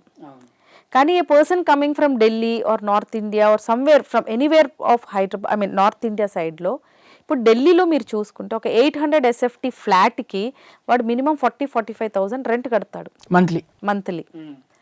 వాళ్ళు అదే మన హైదరాబాద్కి వచ్చి చూస్తే ఎంత హై రైజ్లో తీసుకున్నా మీకు 50,000 ఉంటుంది 2 BHK. సో వాళ్ళకి ఇది చాలా చీప్ కనపడుతుంది. అవును, కాబట్టి హైదరాబాద్ని ప్రిఫర్ చేస్తారు. సో హైదరాబాద్ని ప్రిఫర్ చేస్తారు. And the next thing is the safety matters. As I told you, Hyderabad is a very very safe place to stay. So ఆ సేఫ్టీని కూడా వాళ్ళు మనసులో పెట్టుకొని they prefer buying in Hyderabad. అసలు హైదరాబాద్ రియల్ ఎస్టేట్ మార్కెట్లో మీరు చూసుకుంటే మన తెలుగు వాళ్ళు కొనే కంటే కూడా నార్త్ సైడ్ నుంచి వచ్చి కొనే వాళ్ళే ఎక్కువ ఉన్నారు, మన gated community apartments. Okay, so మన తెలుగు వాళ్ళని మాత్రం బేస్ చేసి హైదరాబాద్ రియల్ ఎస్టేట్ ఎప్పుడు రన్ అవ్వలేదు. ఎన్ఆర్ఐస్, నార్త్ ఇండియన్స్ వీళ్ళందరూ కలిసి హైదరాబాద్ రియల్ ఎస్టేట్ ని డెవలప్ చేశారంటారు. అంతే, ఎందుకంటే బయర్స్ అంతా మాక్సిమం వాళ్ళే. ఇప్పుడు మనకు ఊర్లలో నుంచి కొంటారు, వాళ్ళు స్టాండ్ అలోన్స్ కొంటారు, దానికంటే ఎక్కువ వాళ్ళ బడ్జెట్ ఉండదు. కానీ అదే ఒక నార్త్ ఇండియా నుంచి ఒక సాఫ్ట్వేర్ గై వచ్చాడు అనుకోండి, వాళ్ళకి 2 crores అంతా చాలా cheap. So that is the comparison for people అనమాట. ఎందుకంటే మనకి మైగ్రెంట్స్ ఎక్కువ ఉన్నారు హైదరాబాద్లో. Every year on an average 4 to 5 lakhs of people are moving to Hyderabad. Last year ఉన్న ట్రాఫిక్ ఇప్పుడు లేదు, బాగా పెరిగింది బాగా, ఎందుకంటే people are going on moving. ఇంకొకటి ఏంటంటే హైదరాబాద్ రియల్ ఎస్టేట్ని అంచనా వేసుకొని చుట్టుపక్కల గ్రామాలు ఏవైతే ఉన్నాయో హైదరాబాద్ చుట్టుపక్కల, అలాగే మిగతా జిల్లాల్లో రియల్ ఎస్టేట్ ఏమన్నా పెరుగుతుందా? అంటే అక్కడ భూమిల వాల్యూ పెరుగుతుందా? హైదరాబాద్ చుట్టుపక్కల ఎక్కడైతే గ్రామాల్లో భూమి వాల్యూ పెరిగింది, మెల్లిమెల్లిగా పెరుగుకుంటూ పోతుంది రియల్ ఎస్టేట్, కాబట్టి ఈ ఎఫెక్ట్ మిగతా జిల్లాల్లో కూడా పడి అక్కడ కూడా భూమి రేటు పెరుగుతుందా? డెఫినెట్లీ అండి, ఎందుకంటే ఇప్పుడు హైదరాబాద్ ఎక్స్పాన్షన్ మోడ్లో ఉంది. ఇప్పుడు టిపికల్ హైదరాబాద్ మీరు చూసుకుంటే సెంట్రల్ హైదరాబాద్, ఓల్డ్ హైదరాబాద్ ఇవన్నీ ఫుల్ అయిపోయినాయి. ఇప్పుడు మీరు అక్కడ ఇప్పుడు మీరు అమీర్పేట్కి వెళ్ళి నేను హై రైజ్ అపార్ట్మెంట్ కడతానంటే మీకు ల్యాండ్ దొరుకుతుందా? దొరకదు. సో స్లోలీ హైదరాబాద్ అన్ని దిక్కుల్లో కూడా ఇలా ఎక్స్పాండ్ అవుతా ఉంది. సో ఇది వ్యాపించి హైదరాబాద్ లిమిట్స్ దాటినాక మళ్ళీ ఇంకా పక్కన ఊర్లలోనే హిట్ అవుతుంది. దానికి తోడుగా ఇప్పుడు మనకి రింగ్ రోడ్, కొత్త ring road, regional ring road. So మొన్నటి వరకు మనకి ఐఆర్ఆర్ అంటే ఇంటర్నల్ రింగ్ రోడ్స్ అనమాట. Inner ring roads is what మనం ఈ ట్రావెల్ చేసే రోజు కొండాపూర్, అమీర్పేట్, ఈ రోడ్స్ అన్ని మనకి ఇన్నర్ రింగ్ రోడ్ అనమాట. కానీ outer ring road is the one that is connecting all the places మనకి అన్ని జిల్లాలు చుట్టుపక్కల ఉన్నటువన్నీ. ఇప్పుడు నాకు ఎల్బీ నగర్ వెళ్ళాలనుకోండి, నేను ఎప్పుడు ఇక్కడ నుంచి పంజగుట్ట వెళ్ళి సికింద్రాబాద్ వెళ్ళి ఉప్పల్ వెళ్ళి అలా వెళ్ళను, డైరెక్ట్ ఓఆర్ఆర్ తీసుకుంటాను. ఓకే, ఎగ్జిట్ 11 కానీ ఎగ్జిట్ 9 కానీ దిగుతా. అక్కడ నుంచి నేను I go off to LB Nagar. ఎందుకంటే నాకు ఈ సిటీ లోపల వెళ్ళాలంటే నాకు రోజంతా అయిపోద్ది. అదే నేను ఓఆర్ఆర్ తీసుకున్నాను అనుకోండి, కిలోమీటర్స్ ఎక్కువ ఉంటుంది కానీ 1 అవర్లో నేను వెళ్ళిపోతాను. సో సిమిలర్లీ ఈ యొక్క దీనివల్ల ఏమవుతుందంటే ఇప్పుడు నాకు హైదరాబాద్లో ఎక్కడ వెళ్ళాలన్నా ఈజీ ట్రాన్సిట్ అయిపోయింది. కోంపల్లి వెళ్ళాలన్నా నాకు ఒక ఓఆర్ఆర్ తీసుకోవచ్చు, ఒక ఎగ్జిట్ తీసుకోవచ్చు. ఎల్బీ నగర్ వెళ్ళాలంటే ఇంకో ఎగ్జిట్ తీసుకోవచ్చు. సో దీనివల్ల ఏమైందంటే ఓఆర్ఆర్ చుట్టుపక్కల ఆల్రెడీ మనకి బాగా డెవలప్మెంట్స్ అయిపోయినాయి. సో ఇప్పుడు ఈ ఓఆర్ఆర్ మనకి ప్లేసెస్ అంటే like LB Nagar, okay, Kompally, okay, Sadasivpet, ఇవన్నిటిని మనకి కలుపుతుంది. కానీ రీజనల్ రింగ్ రోడ్ డిస్ట్రిక్ట్స్ని కలుపుతూ ఉంది, డిస్ట్రిక్ట్స్ని ఓఆర్ఆర్లోకి కలుపుతూ ఉంది. సో డెఫినెట్గా చుట్టుపక్కల ఉన్న ఏరియాస్ మనకి RRR లోపల వచ్చే ప్రతి విలేజ్ నెక్స్ట్ 10-15 yearsలో మంచి ఊపు అందుతుంది. ఎందుకంటే డెఫినెట్గా రియల్ ఎస్టేట్ ఇంకా ఎక్స్పాండ్ అయ్యే ఛాన్సెసే ఉన్నాయి. సో ఇప్పుడు సాఫ్ట్వేర్ మీద దెబ్బ పడింది, AI అంటున్నారు. కానీ హైదరాబాద్లో మ్యానుఫ్యాక్చరింగ్ అనేది ఒకటి ఉందండి, అది జనాలకు తెలియదు. అందరు ఎప్పుడు డాక్టరు ఇంజనీర్ పిల్లల్ని చదివించడానికి ఎక్కువ ఆసక్తి చూపిస్తారు, ఎందుకంటే సాఫ్ట్వేర్ని బేస్ చేసుకొని. బట్ అది కాకుండా మనకి చాలా ఇండస్ట్రీస్ ఉన్నాయి, మ్యానుఫ్యాక్చరింగ్, ఫార్మా, ఇవి రెండు మనకి లీడింగ్ ఇండస్ట్రీస్ ఇన్ హైదరాబాద్. హైదరాబాద్లో pharma industry is the leading. Basically manufacturing, pharma లేకపోతే మిగతా ఇండస్ట్రీస్ రన్ అవ్వవు. యాక్చువల్లీ ఐటీ రన్ అవ్వదు, ఇటు వేరే ఇండస్ట్రీస్ ఏది రన్ అవ్వవు. సో జనాలు అది మర్చిపోతున్నారు. మనం వీఆర్ లీడింగ్, ఇండియాలోనే లీడింగ్ ఫార్మా మన స్టేట్. ఓకే, మాక్సిమం ఎక్స్పోర్ట్స్ మనకి ఇక్కడ నుంచి జరుగుతూ ఉంటుంది. సో దాన్ని బేస్ చేసుకొని చాలా ఏరియాస్ పెరుగుతూ ఉన్నాయి. ఇప్పుడు మీరు షామీర్పేట్ సైడ్ వెళ్ళారనుకోండి, జీమోన్ వ్యాలీ అని ఒకటి ఉంది, ఫుల్ ఫార్మా ఇండస్ట్రీస్ ఉన్నాయి అక్కడ, ఆల్రెడీ ఫంక్షనల్ అయిపోయినాయి. చాలా ఫార్మా కంపెనీస్ స్టార్టెడ్ వర్కింగ్. దాన్ని బేస్ చేసుకొని మీకు ఆ సిద్దిపేట వరకు రోడ్ చూసుకుంటే ఆల్మోస్ట్ లైక్ 300 feet రోడ్స్ వేశారు. ఓకే, సో ప్రతి స్టేట్కి, ప్రతి డిస్ట్రిక్ట్కి, ప్రతి విలేజ్కి ఎక్స్పాన్షన్ అనేది ఉంటుంది. ప్రోగ్రెస్ అండ్ ఫ్యూచర్ రెండు. అది మనకి ఫస్ట్ రోడ్లు పడుతుంది, ఎలక్ట్రిసిటీ, డ్రైనేజ్, అప్పుడు మళ్ళీ ప్లాటింగ్ స్టార్ట్ అవుతుంది. అప్పుడు గవర్నమెంట్ ఏదో ఒకటి ప్రాజెక్ట్ అక్కడ అనౌన్స్ చేస్తారు. అప్పుడు ఈ ప్లాటింగ్లో కొన్న వాళ్ళు ఇల్లులు కట్టడం స్టార్ట్ చేస్తారు, అపార్ట్మెంట్స్ కట్టడం స్టార్ట్ చేస్తారు. So that is how the city expanse. So హైదరాబాద్కి చుట్టుపక్కల ఇప్పుడు నాకు మహేశ్వరమో లేదంటే షాద్నగరో లేదంటే జడ్చర్లలో ల్యాండ్ ఉందనుకోండి, నాకు టెన్షన్ లేదు. ఇవాళ కాకపోయినా రేపైనా అది ఫ్యూచర్. అది నా విజయవాడ అటు సైడ్ ఎలా ఉంటుంది madam real estate? Vijayawada route, highway route అది ఎందుకో తెలియదండి, బట్ ఫ్రమ్ లాస్ట్ 10-15 years ఆ రోడ్ పెద్దగా అందుకోలేదు. ఎందుకు అందుకోలేదు? కారణం ఏంటి? కారణం ఫస్ట్ థింగ్ ఈజ్ గత గవర్నమెంట్ పెద్దగా అంటే ఆ గవర్నమెంట్ ఉన్నప్పుడు మనకు ఆంధ్రాలో పెద్ద డెవలప్మెంట్స్ ఏం లేవు. సో ఇప్పుడు నేను అన్నట్టు టూ మచ్ ఆఫ్ కమ్యూటింగ్ ఉంటేనే మనకు ఆ ఏరియాస్లో డెవలప్మెంట్స్ కనపడుతుంది. కానీ ఇక్కడ మీరు ఒక విషయం గమనిస్తే, విజయవాడ హైవే ఏదైతే ఉందో ఆంధ్ర నుంచి వచ్చే ప్రజలు, పెద్ద పెద్ద బిజినెస్ మ్యాన్స్, భారతదేశాన్ని అలాగే మిగతా ఇప్పుడు అమెరికాలో ఉంటున్న మిగతా ఇండస్ట్రీస్ని కూడా ప్రభావితం చేయగలిగిన వ్యక్తులు ఆ రూట్లో వచ్చారు, విజయవాడ హైవే రూట్లో వచ్చారు. కానీ ఆ రూట్ని డెవలప్ చేసుకోలేకపోయారు రియల్ ఎస్టేట్ పరంగా. కారణం ఏంటి అసలు? Because there are no government projects on that side. Basically government has to announce some projects on that side. ఇప్పుడు మీరు ఇంటర్నేషనల్ ఎయిర్పోర్ట్ శంషాబాద్ నుంచి తీసేసి మీరు విజయవాడ హైవేలో వేయండి, అది బ్రహ్మాండంగా డెవలప్ అయ్యేది. అవును, ఎయిర్పోర్ట్ జస్ట్ ఒక airport. Yes. So the reason ఏంటంటే government never came up with any new projects in that area. మరి అప్పుడు గవర్నమెంట్లో ఒక 12 years బ్యాక్ గవర్నమెంట్ చూసుకుంటే మొత్తం వాళ్ళే, అంటే అక్కడి నుంచి వచ్చిన వాళ్ళే పెద్దవాళ్ళే ఉన్నారు కదా ప్రభుత్వాలలో. ఆ రూట్ పైన ఎందుకు వాళ్ళు దృష్టి పెట్టలేకపోయారు, ఆ హైవే రూట్ పైన? బికాస్ ఆల్రెడీ మనకి ఐటీ ఒకటి సౌత్ సైడ్ అంటే వెస్ట్ సైడ్ ఆఫ్ హైదరాబాద్ లో అనౌన్స్ చేశారు. దానికి మనకి దగ్గరలో ఎయిర్పోర్ట్ సౌత్ సైడ్ లో వేసేసారు. ఇంకా అలాంటివి ఇట్ సైడ్ వేయాలి అంటే ఫస్ట్ థింగ్ అక్కడ గవర్నమెంట్ ల్యాండ్స్ మనకి ఈ సైడ్ ఉన్నంత అంత లేదు. అక్కడ గవర్నమెంట్ ల్యాండ్స్ విజయవాడ హైవేలో మనకు అంత గవర్నమెంట్ ల్యాండ్స్ లేదు. ఇంకొకటి ఏంటంటే గ్రీన్ బెల్ట్స్ ఎక్కువ అక్కడ, కొండలు, ఫారెస్ట్ ఏరియాస్ ఎక్కువ అక్కడ. ఓకే, నెక్స్ట్ థింగ్ ఈజ్ ఏంటంటే అక్కడ government came up with many schemes. అంటే వాట్ ఈస్ దట్, మనకి టెక్స్టైల్ ఇండస్ట్రీ అవన్నీ కూడా అక్కడ ఫోకస్ చేశారు, కానీ అది అంత బాగా క్లిక్ అవ్వలేదు. ఎందుకంటే people were not interested in going that side. People was always, అంటే జనాలకి ఎప్పుడు ఐటీ బేస్ చేసుకునే వాళ్ళకి కావాలి. ఇప్పుడు మీరన్న ఈ విజయవాడ వాళ్ళే అంతా సౌత్ సైడ్ ఆఫ్ హైదరాబాద్ లోనే ఇన్వెస్ట్ చేశారు. ఇది మన సైడ్ అనేసి ఎవరు అక్కడ ఇన్వెస్ట్ చేసింది లేదు. అక్కడ పెద్ద పెద్ద ప్రాజెక్ట్స్ వచ్చాయి, 1200 acres 13, కానీ వాళ్ళు కూడా క్లిక్ అవ్వలేదు. ఎందుకంటే దేన్ని బేస్ చేసి క్లిక్ అవుతారు? అంటే మన ఇక్కడ ఒక పాయింట్ ఏంటంటే రియల్ ఎస్టేట్ లో మన సొంతూరు అయినా మన సొంతూరు దారైనా అక్కడ విలువ లేదంటే భూమికి అక్కడ పెట్టుబడి పెట్టరు. ఏ మనిషి అయినా వేరే ఎక్కడైతే భూమి మీద విలువ ఉంటుందో అక్కడ మాత్రమే పెట్టుబడి పెడతారు. మీకు విషయం తెలుసా, హైదరాబాద్ లో అరౌండ్ 60 to 70% పీపుల్ ఇన్వెస్ట్ చేసింది ఆంధ్ర వాళ్ళే. అవును, తెలంగాణ వాళ్ళ దగ్గర అంత డబ్బులు లేవండి. ఇప్పుడు ఉన్నాయి అయ్యా. ఇప్పుడంటే they are all business people, కానీ హైదరాబాద్ గ్రోత్ లో మాక్సిమం కాంట్రిబ్యూట్ చేసింది is all Andhra people. Telangana వాళ్ళ కంటే కూడా వాళ్ళు వాళ్ళ ఊర్లలో ఇన్వెస్ట్ చేయలేదు, తీసుకొచ్చి మొత్తం ఇక్కడ పెట్టిరు, హైదరాబాద్ లో పెట్టిరు డబ్బులని. తెలంగాణలో ఎక్కడ ఇన్వెస్ట్ చేశారంటే హైదరాబాద్, తెలంగాణలో ఎక్కడ ఇన్వెస్ట్ చేశారంటే హైదరాబాద్. ఆ హైదరాబాద్ తప్ప మీకు ఇంకెక్కడ జనాల దగ్గర చుట్టూ వరంగల్, కరీంనగర్ ఎవ్వరు పెట్టరు. అక్కడ ఆ లోకల్లో ఉన్న వాళ్ళు తప్ప ఆంధ్ర నుంచి వచ్చిన వాళ్ళు కానీ, బెంగళూరు నుంచి వచ్చిన వాళ్ళు కానీ, కేరళ నుంచి వచ్చిన వాళ్ళు కానీ, ముంబై నుంచి వచ్చిన వాళ్ళు ఎక్కడ ఇన్వెస్ట్ చేశారంటే హైదరాబాద్.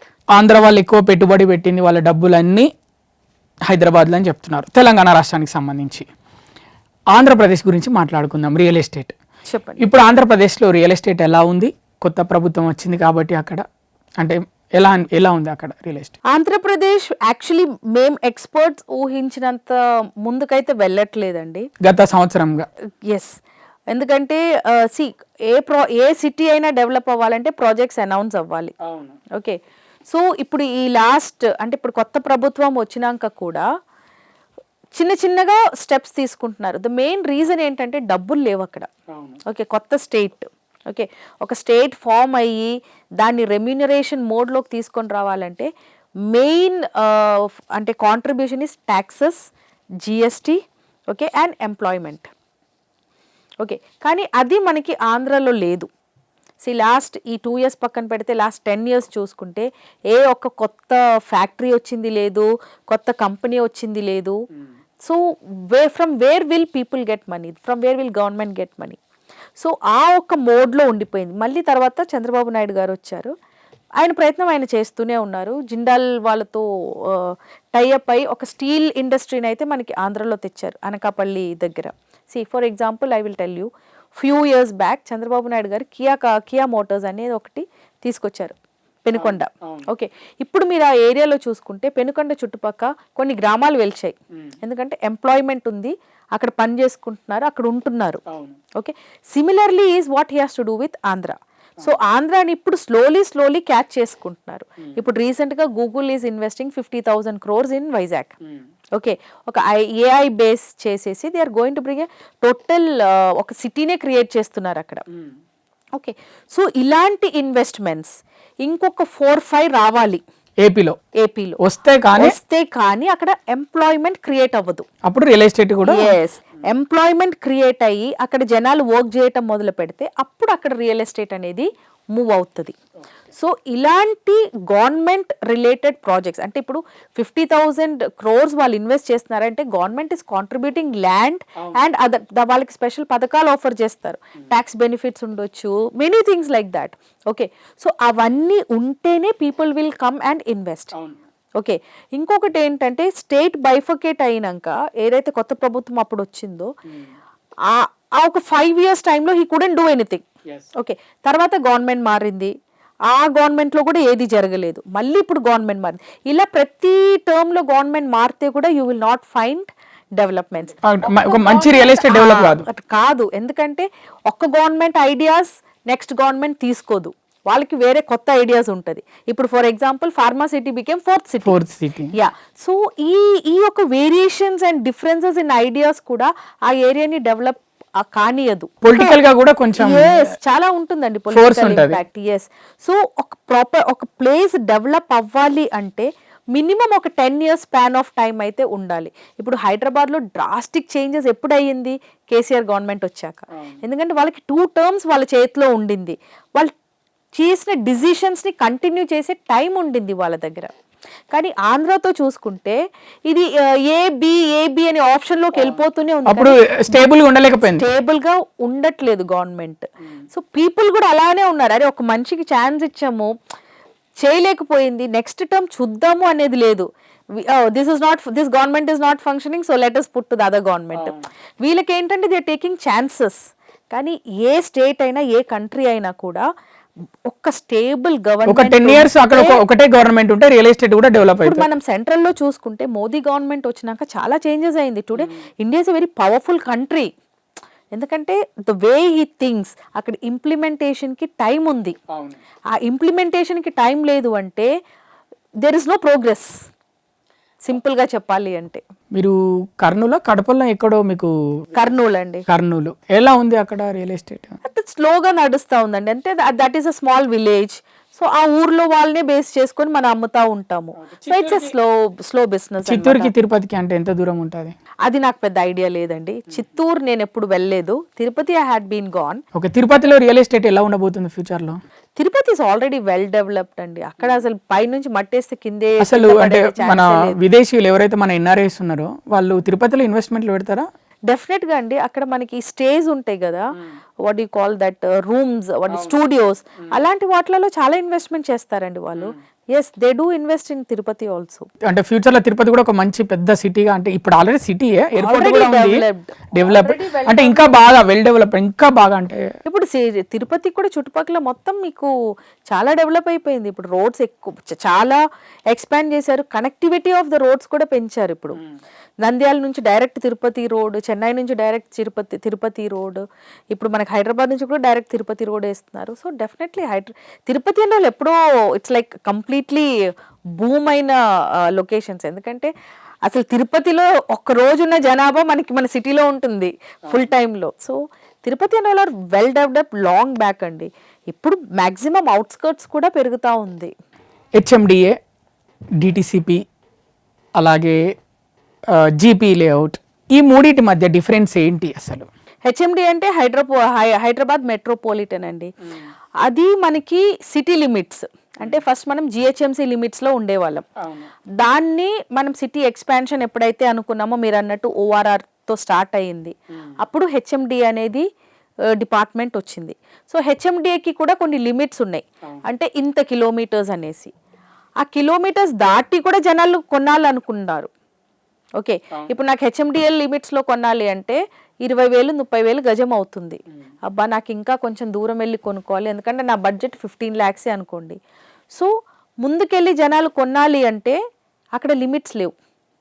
సో అప్పుడు మనకి డిటిసిపి వచ్చింది. అంటే హెచ్ఎండిఏ తర్వాత డిటిసిపి అంటే డిస్ట్రిక్ట్ బేస్, హెచ్ఎండిఏ అంటే హైదరాబాద్ మెట్రోపాలిటన్ అంటే equal to municipality.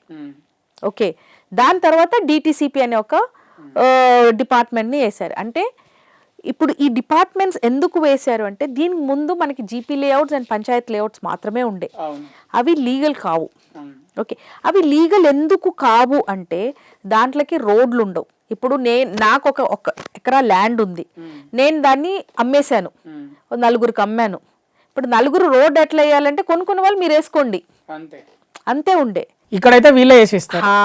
So that is the difference. అంటే సేఫ్టీ ఆఫ్ ద ప్రాపర్టీ. అంటే హెచ్ఎండిఏకి డిటిసిపికి సేఫ్టీ ఉంటుంది. డిటిసిపి ఆబ్వియస్లీ సేఫ్టీ ఉంది. I'm talking about GP layout లో మాత్రం ఎవరైతే అక్కడ ల్యాండ్స్ కొనుక్కుంటారో వాళ్ళే రోడ్స్ వేసుకోవాలి, వాళ్ళే అన్ని కనెక్షన్స్ తెచ్చుకోవాలి, అన్ని ప్రతిదీ వాళ్ళే తెచ్చుకోవాలి. ఆ జీపీ లేఅవుట్స్ ఇవన్నీ లేకుండే, అందుకే దాన్ని కొంచెం రెగ్యులరైజ్ చేసుకోవడానికి గవర్నమెంట్ హెచ్ఎండిఏ తీసుకొచ్చింది. హెచ్ఎండిఏ ఏమవుతుంది అంటే ఇప్పుడు నేను ఒక లేఅవుట్ వేస్తాను, నాకు 3 ఎకరాలు ఉంది, 10 మందికి అమ్మాను, నువ్వు అమ్మాలి అంటే నువ్వు రోడ్లు వేయాలి, కంపల్సరీ. అది నువ్వు రోడ్లు వేయండి అమ్మలేం, that is the rule.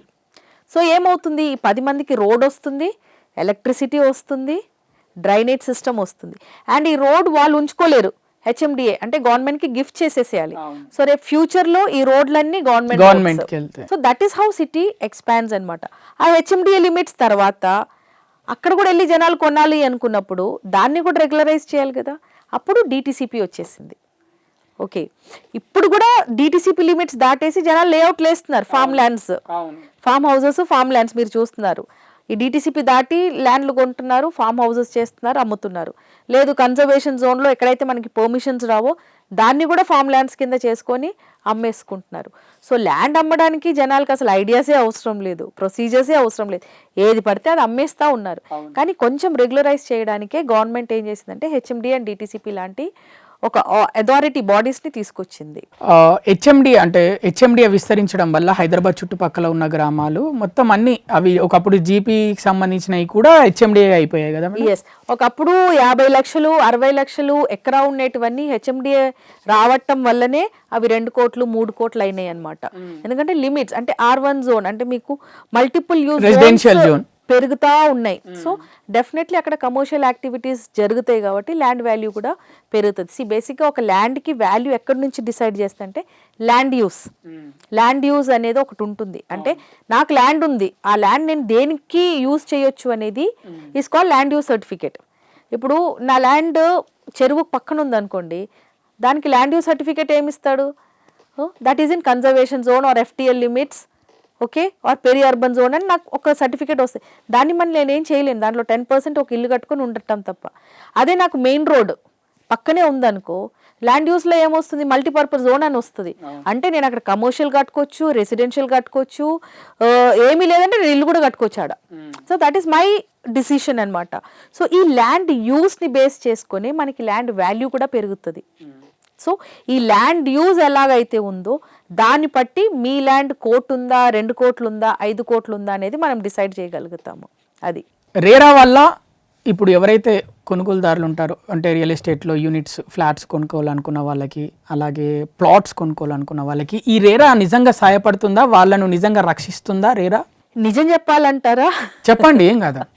So RERA అనేది government body which regulatory act అనమాట. రియల్ ఎస్టేట్లో ఒక రెగ్యులేటరీ యాక్ట్. అంటే ఇప్పుడు నేను ఒక అపార్ట్మెంట్ కట్టాలి అంటే, నేను ఒక అపార్ట్మెంట్లో 10 ఫ్లాట్స్ కంటే ఎక్కువ కట్టాలంటే I have to take RERA permissions. Okay, that is the rule. RERA మీరు అప్లికబుల్ చేసుకుంటే రేరా ఉన్న ప్రాపర్టీస్కి మీరు ప్రీ లాంచ్లో మీరు అమ్మలేరు. అంటే without permissions you cannot sell, that is the rule. Register అవ్వదు. కానీ ప్రీ లాంచ్లో అమ్మకుండా ఎవరైనా ఉన్నారా? అందరూ అమ్ముతున్నారు. Even the top builders are selling. కానీ ఆ ప్రీ లాంచ్ వల్లనే రియల్ ఎస్టేట్ మొత్తం కుప్ప కూలిందని కూడా అంటున్నారు. నిజమేనా? ఆబ్వియస్లీ కదండి, రోజుకి నెలకు ఒక స్కామ్ బయటకు వస్తూ ఉంది. సో ఈ రేరా అనేది కూడా it is not actually functioning.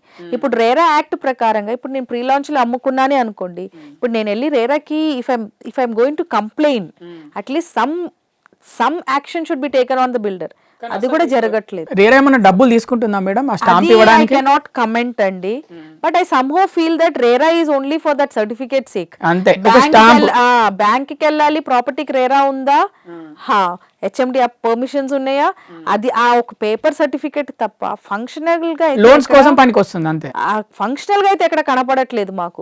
ఎందుకంటే ఒకసారి రేరా వచ్చింది అనుకోండి ప్రాపర్టీకి, యాక్చువల్లీ మనం అమ్మిన డబ్బులంతా రేరా అకౌంట్ కి వెళ్ళాలి, అక్కడ నుంచే అది ఫంక్షనల్ అవ్వాలి, డివైడ్ అవ్వాలి కన్స్ట్రక్షన్ కి దానికి దీనికి. బట్ నో బిల్డర్ ఇస్ అసలు రేరాకి వెళ్ళట్లేదు, డైరెక్ట్ బిల్డర్ దగ్గరికి వెళ్తుంది money. Actually nobody is following that and there is nobody questioning that department also no. అసలు రేరా ఎప్పుడు వచ్చింది మేడం?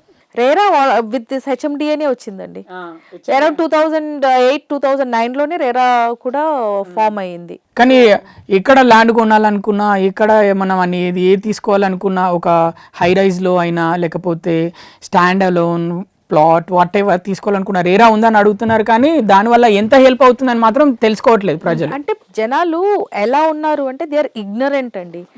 ఇప్పుడు రేరా ఉన్న ప్రాజెక్ట్స్ లో ప్రీ లాంచ్ లో మీరు కొనుక్కుంటున్నారు, కానీ నేను అది కొనుక్కుంటే రేపు నాకు బిల్డర్ కట్టకపోతే how will RERA help me out అనేది they are not able to find it out. అది యాక్చువల్లీ మీకు అప్రూవల్స్ ఉంది మీ ప్రాజెక్ట్లో, ఓకే, అప్రూవల్ వచ్చినాక మీరు ప్రీ లాంచ్ లో కొన్నారనుకోండి, RERA has got all the authority to fight for you against the builder. కానీ people are not taking that, అసలు సీరియస్ గా తీసుకోవట్లేదు. ఉంది అంతే, పర్మిషన్ ఉంది. అంటే బేసిక్లీ ఏమవుతుందంటే ఏ డిపార్ట్మెంట్కి వెళ్ళినా అదంతా డబ్బులతో కూడిన పని.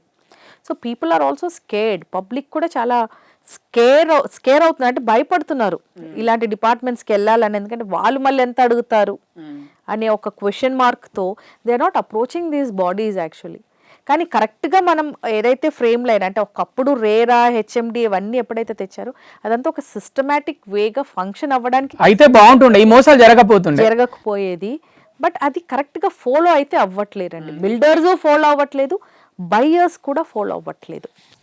రేరా ఏదైతే తన యాక్షన్ తను తీసుకోకపోవడం వల్లనే ప్రీ లాంచ్ మోసాలు ఎక్కువ జరిగినాయి అని అంటున్నారా మీరు? అది కరెక్టే అండి. అది ఎందుకంటే ఇప్పుడు ప్రీ లాంచ్ లో అమ్మిన వాళ్ళకి న్యాయం జరుగుతుంది అంటే ఇప్పుడు ముందు కూడా జనాలు వెళ్ళి ప్రీ లాంచ్ లో కొనుక్కుంటారు, ఎలాంటి అప్రూవల్స్ రాకముందే.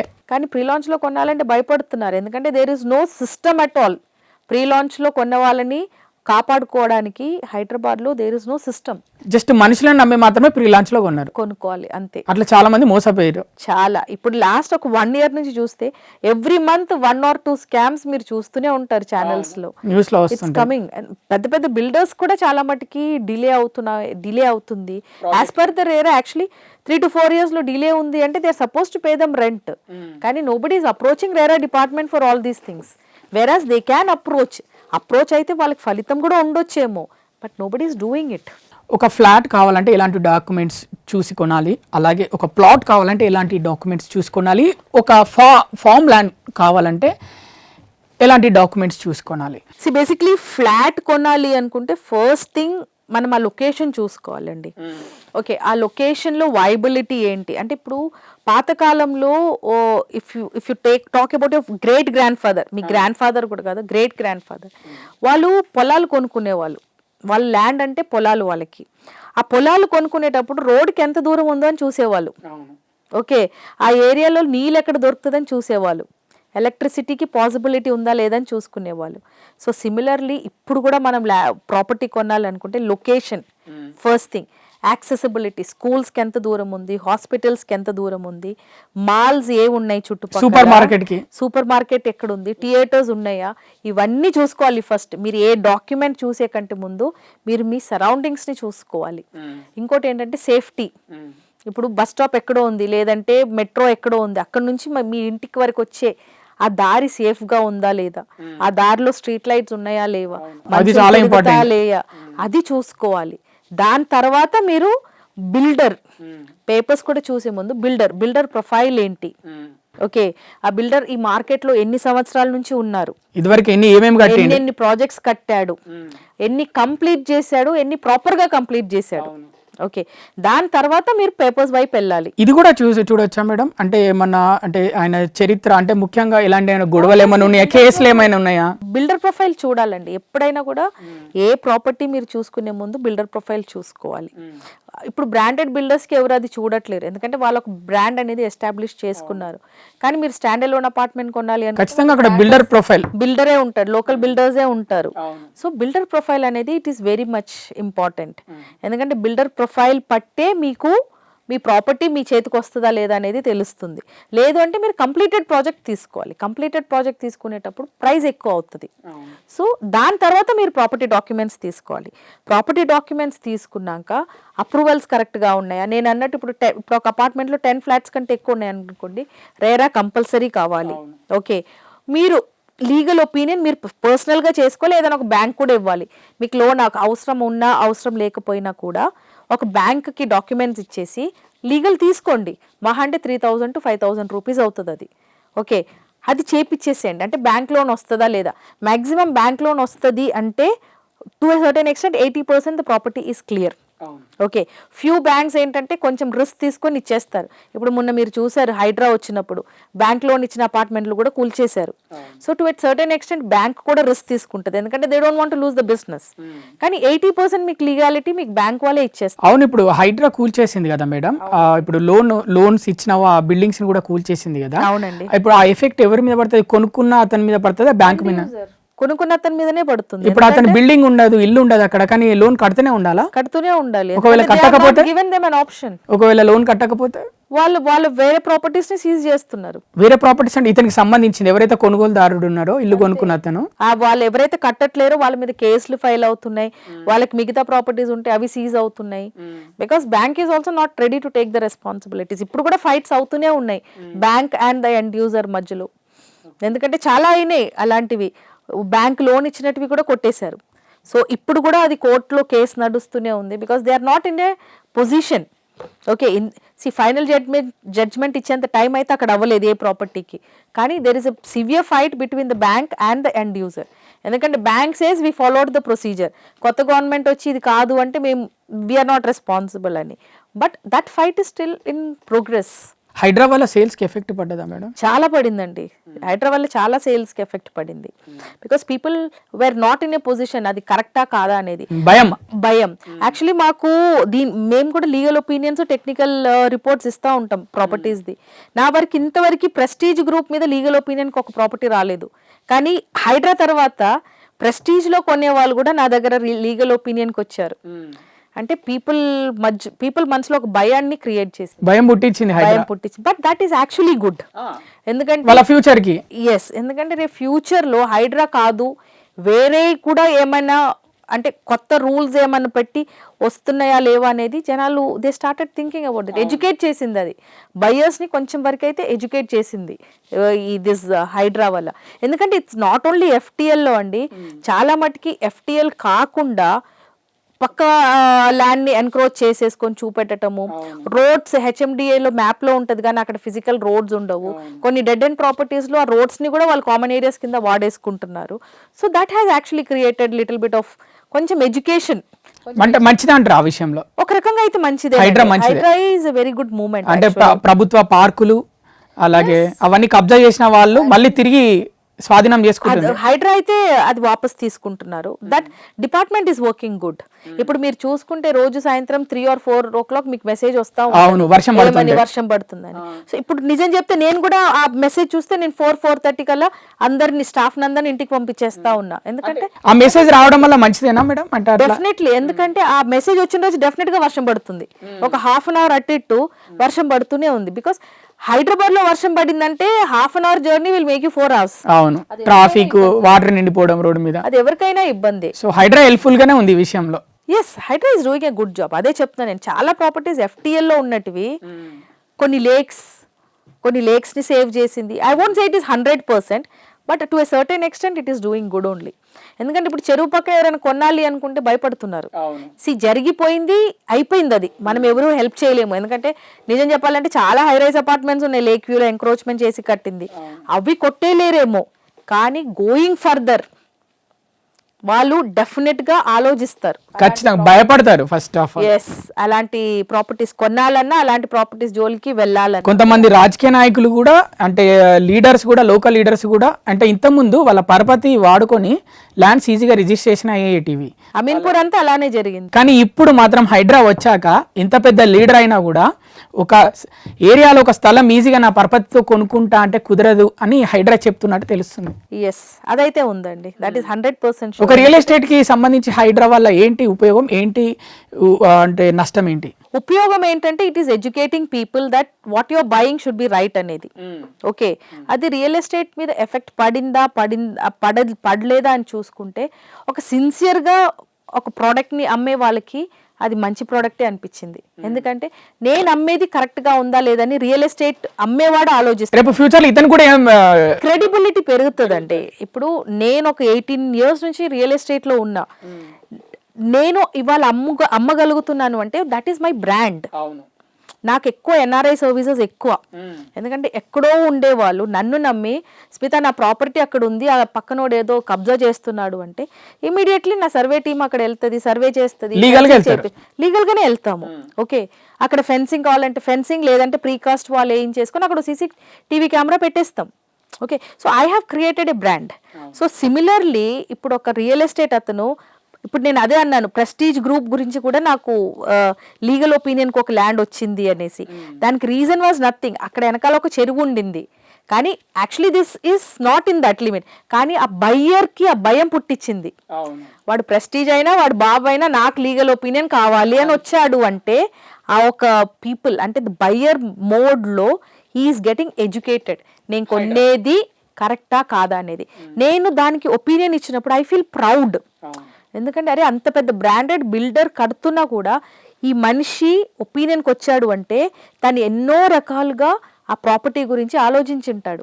So people are getting educated. So that ways HYDRAA is done good job అండి. రైట్ నౌ మనం ప్రజెంట్ ఒక ఫస్ట్ ఫ్లాట్ గురించి చెప్పారు, ఏం కొనుక్కోవాలంటే ఏమేమి చూడాలి, ఎలాంటి డాక్యుమెంట్స్, చుట్టుపక్కల పరిసరాలు ఎలా ఉండాలని. నెక్స్ట్ వచ్చేసి ఒక ప్లాట్ కొనాలంటే, ఇప్పుడు ప్లాట్ కొనాలంటే హైదరాబాద్లో కొనుడు కష్టం. అవును, ఎక్కడో ఇక హైదరాబాద్ దాటి వేరే డిస్టిక్ లోనో ఇక్కడ ఔటర్ రింగ్ రోడ్ తర్వాత కూడా బయట కూడా కొనుక్కోలేని పరిస్థితి ఉంది ఇప్పుడు.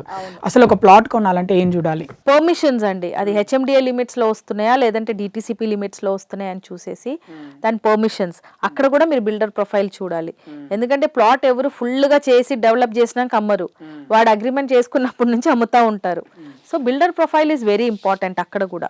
ప్లస్ పర్మిషన్స్ ఉండాలి. ఇంకోటి మీరు కొన్నాక కూడా, ప్లాట్లు కొన్నాక కూడా ఏం చేస్తారంటే వదిలేసి వెళ్ళిపోతారు. అది ఎప్పుడు చేయకూడదు. దాన్ని ఏం చేయాలి? చుట్టుపక్కల ఫెన్సింగ్ అన్న చేయాలి, లేదంటే దానికి ఒక ప్రీకాస్ట్ వాల్ అన్న కట్టేసి ఒక గేట్ అన్న పెట్టి దాని మీద రాసేసుకోవాలి, this property belongs to so and so అని. ఇప్పుడు నాకు ఎన్ఆర్ఐ సర్వీసెస్ లో మాక్సిమం ఎక్కడ వస్తుంది తెలుసా అండి మీకు సర్వీస్? ఎప్పుడో 6-7 years బ్యాక్ వాళ్ళు ఎక్కడో ప్లాట్లు కొని ఉంటారు, వాళ్ళు వెళ్ళిపోతారు. వాళ్ళు తిరిగి వచ్చే లోపు అక్కడ రాయి ఉండదు, ఆ రోడ్ మీద మొత్తం మొక్కలు వచ్చేస్తుంది. They cannot identify their plotting లో చాలా మంది ఇష్యూస్ లో పడేది అదే ప్లేస్ లో. మీరు ఒక ప్లాట్ కొనుక్కున్నారా, ఇప్పుడు ఒక 50 లక్షలు పెట్టి మీరు ప్లాట్ కొనుక్కున్నప్పుడు ఒక 5 లక్షలు పెట్టి దానికి ఫెన్సింగ్ చేసి సెక్యూర్ చేయటం అనేది should be your first priority. ఒక మంచి పెద్ద మొక్క 2-3 మొక్కలు నాటుకుంటే తెలిసిపోతాయి కదా ఫ్యూచర్ లో ఇది మేము నాటిందే అని. That is true. అది ఎవరు చేయరండి.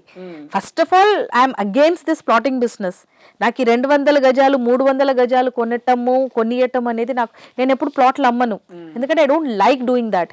ఎందుకంటే మనకి ఇప్పుడు మీరు శ్రీశైలం హైవే మాట్లాడుతున్నారు, ఒకప్పుడు ఈ ఏరియా అంతా మనకి పంటలే, okay, fresh leafy vegetables, mango తోటలు ఇవన్నీ ఉండేటివి. ఇప్పుడు అన్ని ప్లాటింగ్ చేసేసి మొత్తం కాంక్రీట్ చేసేసారు. దీనివల్ల ఏమవుతుంది అంటే ఫుడ్ అనేది కాస్ట్ ఆఫ్ లివింగ్ పెరిగిపోతా ఉంది ఫుడ్ బేస్ లో. So the reason for me to not cell plot is, నాకు అసలు ప్లాటింగ్ ఇష్టమే ఉండదు. మీకు ప్లాట్ కొనాలా, మీరు ఒక 5-6 మంది కలిసి 200 పెద్దగా కొనండి, దాని లోపల ఏదైనా నాటండి, అది ఫార్మింగ్ కి కూడా యూజ్ అవుతుంది. కానీ అలా చేయట్లేరండి. They are just buying this 200-300 plots, leaving it.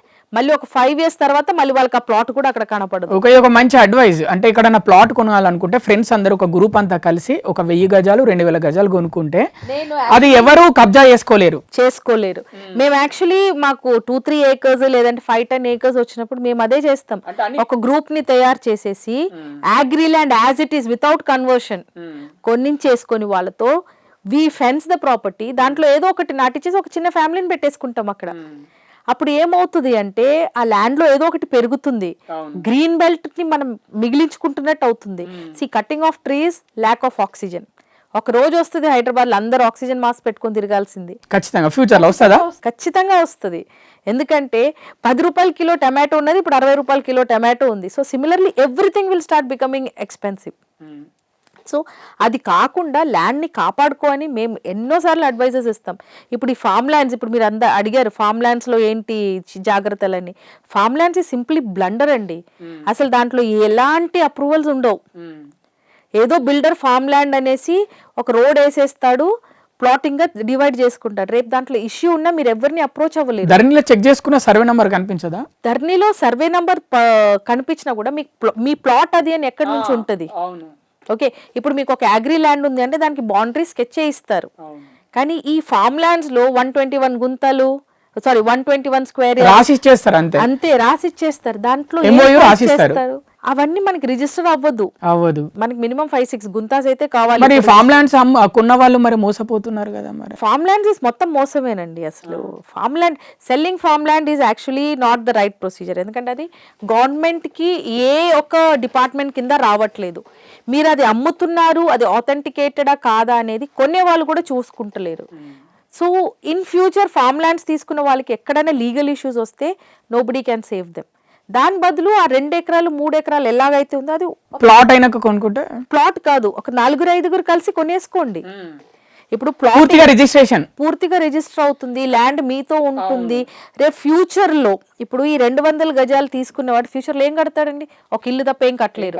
అదే ఒక 4-5 కలిసి 1000 గజాలు 2000 గజాలు కొనుక్కున్నారు అనుకోండి, రేపు ఫ్యూచర్ లో ఎక్స్పాన్షన్ అయినాక అక్కడ అపార్ట్మెంట్ కట్టుకోవచ్చు, లేదంటే కమర్షియల్ యాక్టివిటీస్ కోసం షెడ్ షాప్లు వేసుకోవచ్చు, ఏదో ఒకటి చేసుకోవచ్చు.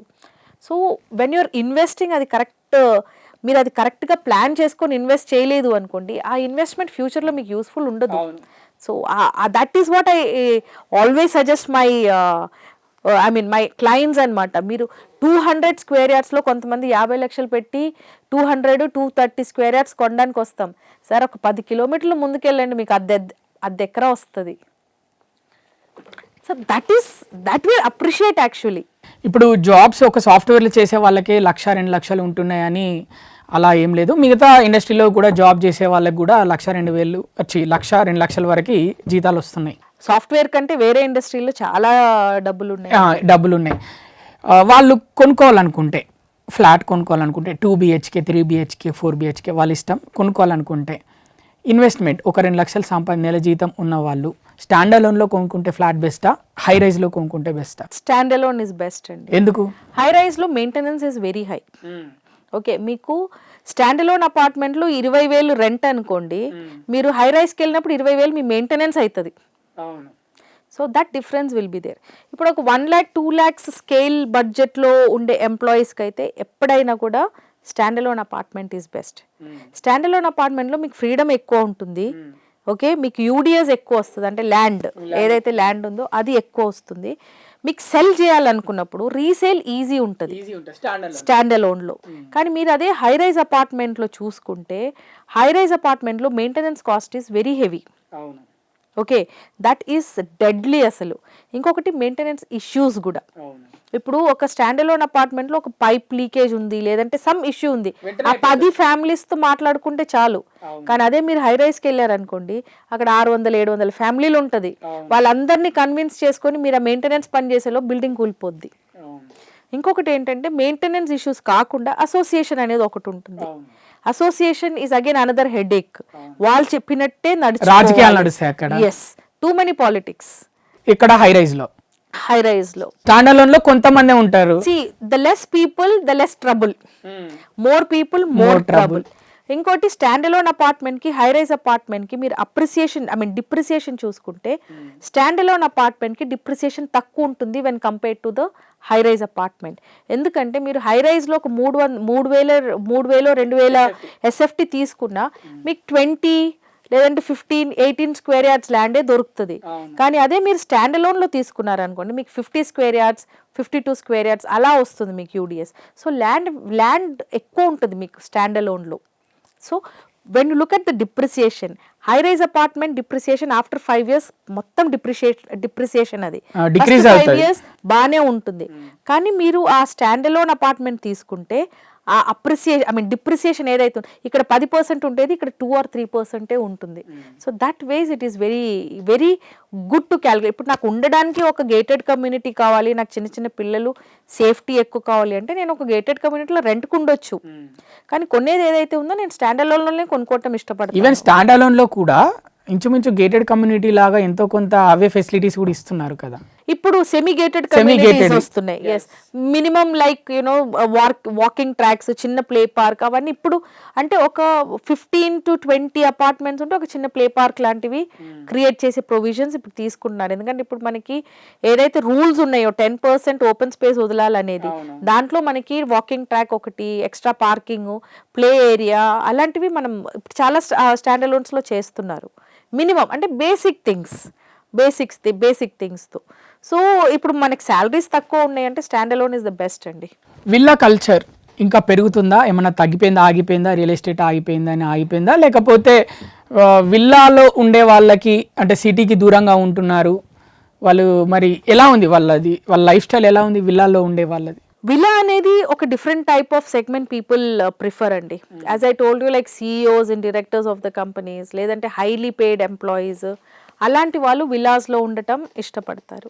అండ్ ఆ కల్చర్ తగ్గిందా అని అడిగితే విల్లా కల్చర్ పెరుగుతుంది. ఎప్పుడు? Villa will increase, high rise will decrease. High rise apartments demand ఏదైతే ఉందో ఫ్యూచర్ లో అది తగ్గుతా వస్తుంది. ఎందుకంటే రేట్స్ ఎక్కువ అవుతున్నాయనా? రేట్స్ ఎక్కువ అవుతున్నాయి, లివింగ్ కండిషన్స్ అంత ఈజీగా లేవు. ఓకే, యు ఆర్ లివింగ్, ఇప్పుడు మనం యాజ్ ఐ టోల్డ్ యూ మనం ఫుల్ టైం సీసీటీవీ సర్వేలెన్స్ లో ఉంటున్నాం. ఇంటికి వచ్చినా కూడా మనం సీసీటీవీ సర్వేలెన్స్ లోనే ఉంటున్నాం. అంటే మనకి ఒక పర్సనల్ లైఫ్ ఉండదు, ఒక ప్రైవసీ ఉండదు, అసోసియేషన్ రూల్స్ చాలా భయంకరంగా ఉంటది. ఇంకోటి after 10 o'clock you cannot play high music in the house. High rise లో రెస్ట్రిక్షన్స్ హెవీ ఉంటుంది. అదే మీరు ఒక విల్లా కల్చర్ లోకి వెళ్ళిపోతే villa to villa there is a gap. So మీకు అలాంటి రెస్ట్రిక్షన్స్ ఉండవు. ఇంకోటి విల్లా కమ్యూనిటీస్ ప్రైవేట్ లైఫ్ ఎక్కువ ఉంటుంది, ప్రైవసీ ఎక్కువ ఉంటుంది. So if you want a house party మీ ఇంట్లోనే పెట్టుకోవచ్చు. ఇప్పుడు నేను కూడా ఒక హై రైస్ లోనే ఉంటా, నాకు ఇప్పుడు హౌస్ పార్టీ కావాలంటే నేను వేరే వెన్యూ వెతుక్కోవాలి. ఎందుకంటే రాత్రి 1 o'clock 2 o'clock వరకు మూవీ చూడాలన్నా మ్యూజిక్ ప్లే చేయాలన్నా ఇట్ ఈస్ నాట్ పాసిబుల్. కానీ అలాంటి రెస్ట్రిక్షన్స్ మీకు విలాస్లో ఉండదు. So people who wants to live with more privacy వాళ్ళు విలాజే ఎంచుకుంటారు. అండ్ హైదరాబాద్లో బిజినెస్ పీపుల్ ఎక్కువ ఉన్నారు కాబట్టి విల్లా కల్చర్ విల్ ఇంక్రీస్. అంతే, అదైతే ఎప్పుడు తగ్గదు. అది తగ్గదు. మరి విల్లాలు వర్షాకాలంలో మునిగిపోతున్నాయి అంటున్నారు. అది ఏదో మొన్న లాస్ట్ ఇయర్ ఆ మోకిలలో ఏదో ఒకటి మునిగిందని ప్రతిదీ అలా లేదు కదండి. So that is viable. అది అలాంటి ఏరియాస్ లో వాళ్ళు సెలెక్ట్ చేసుకున్నారు కాబట్టి అది అలా జరిగింది. But not all the villas మునగట్లేదు కదా. హైదరాబాద్ చుట్టుపక్కల చెరువుల్లో హై రైజ్లు కట్టారు, చెరువుల్లో విల్లాస్ కట్టారు, చెరువుల్లో అపార్ట్మెంట్లు కట్టినందుకే ఇప్పుడు హైదరాబాద్ రోడ్ల మీద చెరువులు వస్తున్నాయి, సముద్రం వస్తుంది అని వార్తలు వస్తున్నాయి. దీన్ని మీరు ఏమంటారు ఒక ఎక్స్పర్ట్గా, రియల్ ఎస్టేట్ ఎక్స్పర్ట్గా? అది నిజమేనండి, ఎందుకంటే there was a time when government అన్నిటికీ పర్మిషన్స్ ఇచ్చేసింది. సో అది గవర్నమెంట్ ల్యాబ్సే అది. కాకపోతే హైదరాబాద్ లాంటి గ్రోయింగ్ సిటీస్ లో వీ కెనాట్ స్టాప్ దట్. ఇప్పుడు బెంగళూరు తీసుకుంటే Bengaluru is called as a city of lake. 800 lakes ఉండే బెంగళూరులో, ఇప్పుడు ఎన్ని ఉన్నాయి? ఇప్పుడు 80 లేక్స్ కూడా లేవు. అంటే వాటిలో మొత్తం అంతా కట్టేసారు. సో ఒక సిటీ డెవలప్ అవ్వాలి అంటే చెరువులు మాయం అవ్వాలంటారు. కొన్ని కళ్ళు మూసుకోవాల్సిందే. కాకపోతే ప్రాపర్ డ్రైనేజ్ సిస్టమ్ అనేది క్రియేట్ చేయాలి. అది government is failing now. Basic గా ఏమవుతుందంటే మనకి ఓల్డ్ హైదరాబాద్ లో చూసుకుంటే ఇష్యూస్ ఎక్కువ.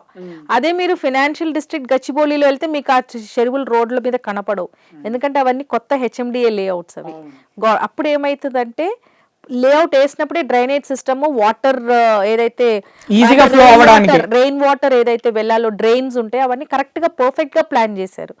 మీరు అదే ఫుల్ రెయినీ రే రోజు మీరు కుకట్పల్లి అమీర్పేటకి వెళ్తే మీరు అక్కడే ఉంటారు. మొత్తం నిండిపోయింది కదా మేడం, మీరు బండి పార్క్ చేసుకుని ఇంటికి నడుచుకొని వెళ్ళటం మేలు. అలాంటి సిచ్యువేషన్ వస్తుంది. ఎందుకంటే అప్పట్లో ఇంత మనకి డ్రైనేజ్ సిస్టమ్ అనే కాదు, అంత ఎడ్యుకేటెడ్ గా మనం ఆ సిటీని ఎక్స్పాండ్ చేయలేదు. సిటీ ఇంత బాగా డెవలప్ అవుతుందని కూడా అనుకోలేదు. నాకో ల్యాండ్ ఉంది, నేను ఇల్లు కట్టుకున్నా, పక్కన వాళ్ళకో ల్యాండ్ ఉంది, వాళ్ళు ఇల్లు కట్టుకున్నారు తప్ప కట్టుకునేటప్పుడు రోడ్ పక్కన ఉందిరా బాబు ఈ నీళ్ళు ఎట్టుపోతుంది అని ఎప్పుడు ఆలోచించలేదు. సో అలా కట్టేసుకుంటూ వెళ్ళారు. కానీ this is a planned area. ఏది మన Gachibowli and all other areas, Neopolis, Kokapet, అక్కడ మీకు ఇలాంటి సిచ్యువేషన్స్ కనపడదు. కాలాలతోటి రియల్ ఎస్టేట్కి ఏమైనా సంబంధం ఉంటుందా? వర్షాకాలం రియల్ ఎస్టేట్ తక్కువ ఉంటుంది, చలికాలము ఎండాకాలం ఎక్కువ ఉంటుంది అంటారు, నిజమేనా మేడం? అట్లేం లేదండి. ఇవన్నీ ఏమవుద్దంటే ఇప్పుడు మీరు ప్రాపర్టీ చూడాలి అంటే మీరు వెళ్ళాలి, వర్షం పడితే మీరు వెళ్ళలేరు, అది పోస్ట్ పోన్ అవుతా ఉంటుంది. ఆ ఒక ల్యాగ్ తప్ప కాలాలతో పాటు రియల్ ఎస్టేట్ ఏమీ ఆగదు. బేసిక్గా ఏంటంటే రియల్ ఎస్టేట్లో డబ్బులు ఇన్వెస్ట్ చేసేది లిక్విడ్ మనీ ఎక్కువ ఉంటుంది. మీకు ఒక ₹1,00,00,000 ఉందనుకోండి, మీరు ఆ ₹1,00,00,000 ఎక్కడైనా ఇన్వెస్ట్ చేసేందుకు మీరు నిద్రపోరు. So you will be running around for that investment. So కాలాలతో ఎప్పుడు రియల్ ఎస్టేట్ లింక్ చేయలేము. సైట్ విజిట్ అనేది ఇంపార్టెంట్ అంటారు దేనికైనా. అంటే ఇప్పుడు హై రైజ్ కైనా, స్టాండర్లోను, ఇంకా ప్లాట్స్ కైనా ఈ సైట్ విజిట్ కి కొందరు 10 సైట్ విజిట్లు చేసినా కూడా క్లయింట్ దగ్గర నుంచి సేల్ తీసుకురాలేరు ఎవరైతే రియల్ ఎస్టేట్లో వర్క్ చేస్తారో. కొందరు ఫస్ట్ సైట్ విజిట్కే క్లోజ్ చేస్తారు. అది ఎలా పాసిబుల్ అవుతుంది? అది సేల్స్ టాక్టిక్ కాదండి, అది కొనేవాడు పట్టు ఉంటుంది. ఇప్పుడు నేను మైండ్లో ఏదో పెట్టుకొని తిరుగుతూ ఉంటాను, నాకు కిచెన్ ఇట్లా కావాలి, నాకు మాస్టర్ బెడ్రూమ్ ఇలా కావాలి, నాకు ఈ డైరెక్షన్లో కావాలి, బాల్కనీ వ్యూ నాకు గ్రీనరీలో ఉండాలి అని. నేను 10 అపార్ట్మెంట్స్ చూశాను, నా మనసులో ఉన్నది ఏది నాకు అక్కడ నచ్చలేదు. ఓకే, ఇంకొక అతన్ని మాట్లాడతాను, తను ఒకటి తీసుకొని వెళ్తాడు. నాకు ఫస్ట్ విజిట్లోనే అరే నేను అనుకున్నట్టు బాల్కనీ వ్యూ బాగుంది, కిచెన్ ఓపెన్ స్పేషియస్గా ఉంది, ఓపెన్గా ఉంది, బెడ్రూమ్ పెద్దగా ఉంది, తక్కువని క్లోజ్ అయిపోతుంది. సో అది ఒక సేల్ స్టాటిక్ మాత్రమే కాదు, ప్రాపర్టీ పట్టి కూడా ఉంటుంది. ప్రాపర్టీ చాలా బాగా ఉంది, ఒక పాజిటివ్ వైబ్ క్రియేట్ చేయగలుగుతుంది, వెంటిలేషన్ హెవీగా ఉంది అంటే సేల్ పాయింట్ ఆఫ్ వ్యూలో అది చాలా ప్రాస్పెక్టివ్గా ఉంటుంది. లేదు ఏదో ఒక ప్రాపర్టీ ఏదో ఉంది నేను కట్టేసుకున్నాను ఎవరో ఒకరు కొంటారు అంటే అది సంవత్సరంలో పోయేది 10 సంవత్సరాలు అవుతుంది. So it depends on the property basically. అంటే ఇప్పుడు రియల్ ఎస్టేట్ అంటేనే మార్కెటింగ్ మెయిన్. మన మార్కెటింగ్లో మన మాటల వల్ల కూడా ఎక్కువ సేల్స్ చేయొచ్చు అంటారా? డెఫినెట్లీ అండి, అది ఒక సేల్స్ పర్సన్ క్యాలిబర్ మీద ఉంటుంది. అంటే ప్రాపర్టీ ఎట్లున్నా మాటలు చెప్పేసి కొనిచ్చేయచ్చు అంటారా? అది ఒకప్పుడు ఉండేది, కానీ ఇప్పుడు buyers are very very sharp. అంటే ఇప్పుడు గూగుల్ ఓపెన్ చేస్తే అన్ని దొరుకుతుంది. సో పీపుల్ మన దగ్గరకు వచ్చేటప్పటికే ఒక 10 మందిని కలిసి ఒక 10 డౌన్లోడ్ తీసి ప్రింట్అవుట్లు తీసి వాళ్ళు పెన్సిల్ అలానే వస్తున్నారు. సో ఒకప్పుడు ఉండేది ఏజెంట్ మార్కెటింగ్ ఎప్పుడైతే ఉండే వాళ్ళు బాగా మాటలు చెప్పుకొని అమ్ముకునే వాళ్ళు, కానీ ఇప్పుడున్న పరిస్థితుల్లో కస్టమర్స్ ఆర్ వెల్ ఎడ్యుకేటెడ్. ఇప్పుడు మీరే ఇప్పుడు నాతో ఇంటర్వ్యూ తీసుకుంటున్నారు, ఇప్పుడు చాలా మంది చూస్తున్నారు, they are getting educated. So ఇలాంటి షోస్ యూట్యూబ్లో కానీ మనకి సోషల్ మీడియా ఇన్ఫ్లుయెన్స్ చాలా ఎక్కువ ఉంది on the real estate market, and so many channels are also promoting many people. So జనాలకి కూడా నిజాలేంటి కరెక్ట్ ఏంటి అనేది తెలుసుకుంటున్నారు. సో ఒక సేల్స్ పర్సన్ బాగున్నాడు చేస్తాడు అంటే ఒక సర్టెన్ ఎక్స్టెంట్ వరకు అది ఉంటుంది, కానీ మేజర్ థింగ్స్ ఇస్ ప్రాపర్టీ, దాని డాక్యుమెంట్స్, దాని లీగాలిటీస్, టెక్నికాలిటీ, ఇవన్నీ కరెక్ట్గా ఉంటేనే ఎంత మంచి సేల్స్ మెన్ అన్నా ఆ ప్రాపర్టీని అమ్మగలుగుతారు. రియల్ ఎస్టేట్లో పని చేద్దాము వర్క్ చేద్దాము అని వచ్చే మహిళలకి మీరు ఏం చెప్పాలనుకుంటున్నారు? సెల్ఫ్ కాన్ఫిడెన్స్ అండి. నేను నా దగ్గర చాలా మంది వస్తారు, 1 month 2 month వర్క్ చేస్తారు, మా వల్ల అవ్వట్లేదు మేడం అని వెళ్ళిపోతారు. సేల్ కాకపోతే సేల్ అనేది కాదు, రియల్ ఎస్టేట్లో నిలబడలేక. సో నేను అలాంటి వాళ్ళతో ఒకటే చెప్తాను, మీ కాన్ఫిడెన్స్ని మీరు పెంచుకోండి, నేను చేయగలుగుతాను అనే దమ్ముని మీరు పెంచుకోండి, అంతేగాని don't wait for asking permissions at home. ఈ రియల్ ఎస్టేట్లో వచ్చే ఇష్యూ ఏంటంటే ట్రావెలింగ్ ఎక్కువ ఉంటుంది. ఓకే, ఒక ప్రాపర్టీ చూడడానికి వెళ్ళాలి అంటే అది పొద్దున 7కు ఉండొచ్చు, సాయంత్రం 7కు ఉండొచ్చు. They have to be prepared. ఈ లేడీస్తో ప్రాబ్లం ఏంటంటే ఇంట్లో కమిట్మెంట్స్ ఎక్కువ ఉంటుంది, కానీ what I say is come out of all that commitment. ఆ కమిట్మెంట్ మీరు నెత్తి మీద పెట్టుకొని మీరు ఇలాంటి జాబ్ చేయాలి అంటే అది పాసిబుల్ కాదు, రియల్ ఎస్టేట్లో చాలా కష్టం. ఎందుకంటే you are not doing a paper work job. అంటే మీరు ఒక అడ్మిన్ జాబ్ చేయట్లేదు, నేను 9కి వచ్చాను 5కి వెళ్ళిపోతాను అనేది. ఇది ఇప్పుడు రియల్ ఎస్టేట్ అని కాదు, ఏ సేల్స్ ప్లాట్ఫామ్ అయినా if a women have to conquer, self confidence has to be very strong. First she has to fight with her family at home. అది పేరెంట్స్ ఉండొచ్చు, ఇన్లాస్ ఉండొచ్చు, హస్బెండ్ ఉండొచ్చు, పిల్లలు ఉండొచ్చు. తర్వాత she has to fight with the society. ఎందుకంటే సొసైటీలో కొంచెం మోడర్న్గా డ్రెస్ అయ్యి కొంచెం ఇంగ్లీష్ మాట్లాడి కొంచెం బండి నడుపుకొని వెళ్తున్నారు అంటే వాళ్ళకంతా చాలా ఈజీ అని తక్కువని కమెంట్ వచ్చేస్తుంది. సో ఆ గట్స్ కూడా ఉండాలి, అవన్నీ విన్ని మళ్ళీ స్మైల్తో మనం ముందుకు పని చేసుకోవడానికి ముందుకెళ్తూ. So that is very important for women. అదే మీరు సెల్ఫ్ కాన్ఫిడెంట్గా ఉండి నేను తప్పు చేయట్లేదు, నా క్రెడిబిలిటీని నేను నిలబెట్టుకొని నేను ముందుకు వెళ్ళొచ్చు అనుకుంటే మాత్రం nobody can stop a woman in any industry. ఎందుకంటే woman is one such person who can do multitasking even under pressure. A male cannot do that. మరి ఇప్పుడు మహిళలు పెద్ద ఎత్తున రియల్ ఎస్టేట్లోకి వస్తున్నారా? అంటే ఇది మగవాళ్ళు ఎక్కువగా ఉండే ఇండస్ట్రీ కదా. రియల్ ఎస్టేట్ అనేది is a man made industry, and according to the society men feel that women are not ready to do aggressive jobs. అంటే ఈ ఇండస్ట్రీలో టఫ్ క్లయింట్స్ ఉంటారు, పెద్ద పెద్ద బడ్జెట్ ఉంటుంది. ఓకే, సో ఆడోళ్ళు దానికి రెడీ కార్ అనుకుంటారు, కానీ నన్ను అడిగితే women can do that job in a very very అదేమంటారు డిసిప్లిన్గా చేసుకోవచ్చు. As I told you, women can do multi tasking under pressure also. So తనది హ్యాపీగా హ్యాండిల్ చేయగలుగుతుంది. ఇంకోటి ఏంటంటే ఉమెన్తో వచ్చిన advantages, she can build the trust. ఆ ట్రస్ట్ అనేది తన బయ్యర్తో బిల్డ్ చేసుకోవటం చాలా ఈజీ. అంటే మరి మెన్కి అది సాధ్యం కాదా ట్రస్ట్? మెన్ అలా కాదండి. మెన్కి ఇప్పుడు క్లయింట్ ఏడింటి వరకు అంటే క్లయింట్ బికి వెళ్ళిపోతాడు, క్లయింట్ సికి వెళ్ళిపోతాడు. కానీ a woman is not like that. Client ఏ ఎందుకు నో చెప్పాడు, she will not leave that so quickly. నేను అంత బాగా ప్రెసెంట్ చేశాను, ప్రాపర్టీ అంత బాగుంది, నాకు రీజన్ కావాలి. సో ఆ ఒక్క commitment women will always have. అందుకే ఈ మధ్య రియల్ ఎస్టేట్ ఇండస్ట్రీలో మగవాళ్ళ కంటే ఎక్కువ ఉద్యోగాలు ఆడవాళ్ళకే వస్తున్నాయి అని అంటున్నారు. అది ఒక షోకేజ్ ఇండస్ట్రీ అండి, but I don't think that will lead to sales. ఏదో ఇప్పుడు మనం చీరలు కొనుక్కోవడానికి వెళ్తారు, మంచిగా చీరలు కట్టించి అమ్మాయిల్ని పెడతారు, but that will not fetch you sales. Sales fetch చేయాలంటే you need the competent person sitting on the chair. అది she has to be well trained.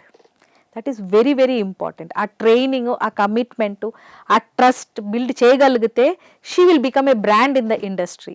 అలాంటి వాళ్ళు చాలామంది ఉన్నారు రియల్ ఎస్టేట్లో. I don't want to name them, but అలా కష్టపడి పైకి వచ్చే వాళ్ళు చాలామంది ఉన్నారు. Thank you so much madam, మా పూరా లోకల్ స్టూడియోకి వచ్చి రియల్ ఎస్టేట్ గురించి, అంటే 2008 నుంచి ఇప్పుడు 2025 వరకు హైదరాబాద్ ఎలా ఉంది రియల్ ఎస్టేట్ రంగంలో, అలాగే ఒక ఫ్లాట్ కొనాలంటే ఏం చూడాలి, ప్లాట్ కొనాలంటే ఏం చూడాలి, అలాగే ఫామ్ హౌస్ కొనాలంటే ఏం, ఫామ్ ల్యాండ్స్ కొనాలంటే ఏం చూడాలి, ఇలాంటివి ఎన్నో తెలియని విషయాలన్నీ మాకు చెప్పారు. అలాగే మహిళలు రియల్ ఎస్టేట్లో రాణించాలంటే ఏ విధంగా ఉండాలి, ఇలాంటి విషయాలు ఎన్నో మాతో షేర్ చేసుకున్నందుకు thank you so much madam. Thank you అండి.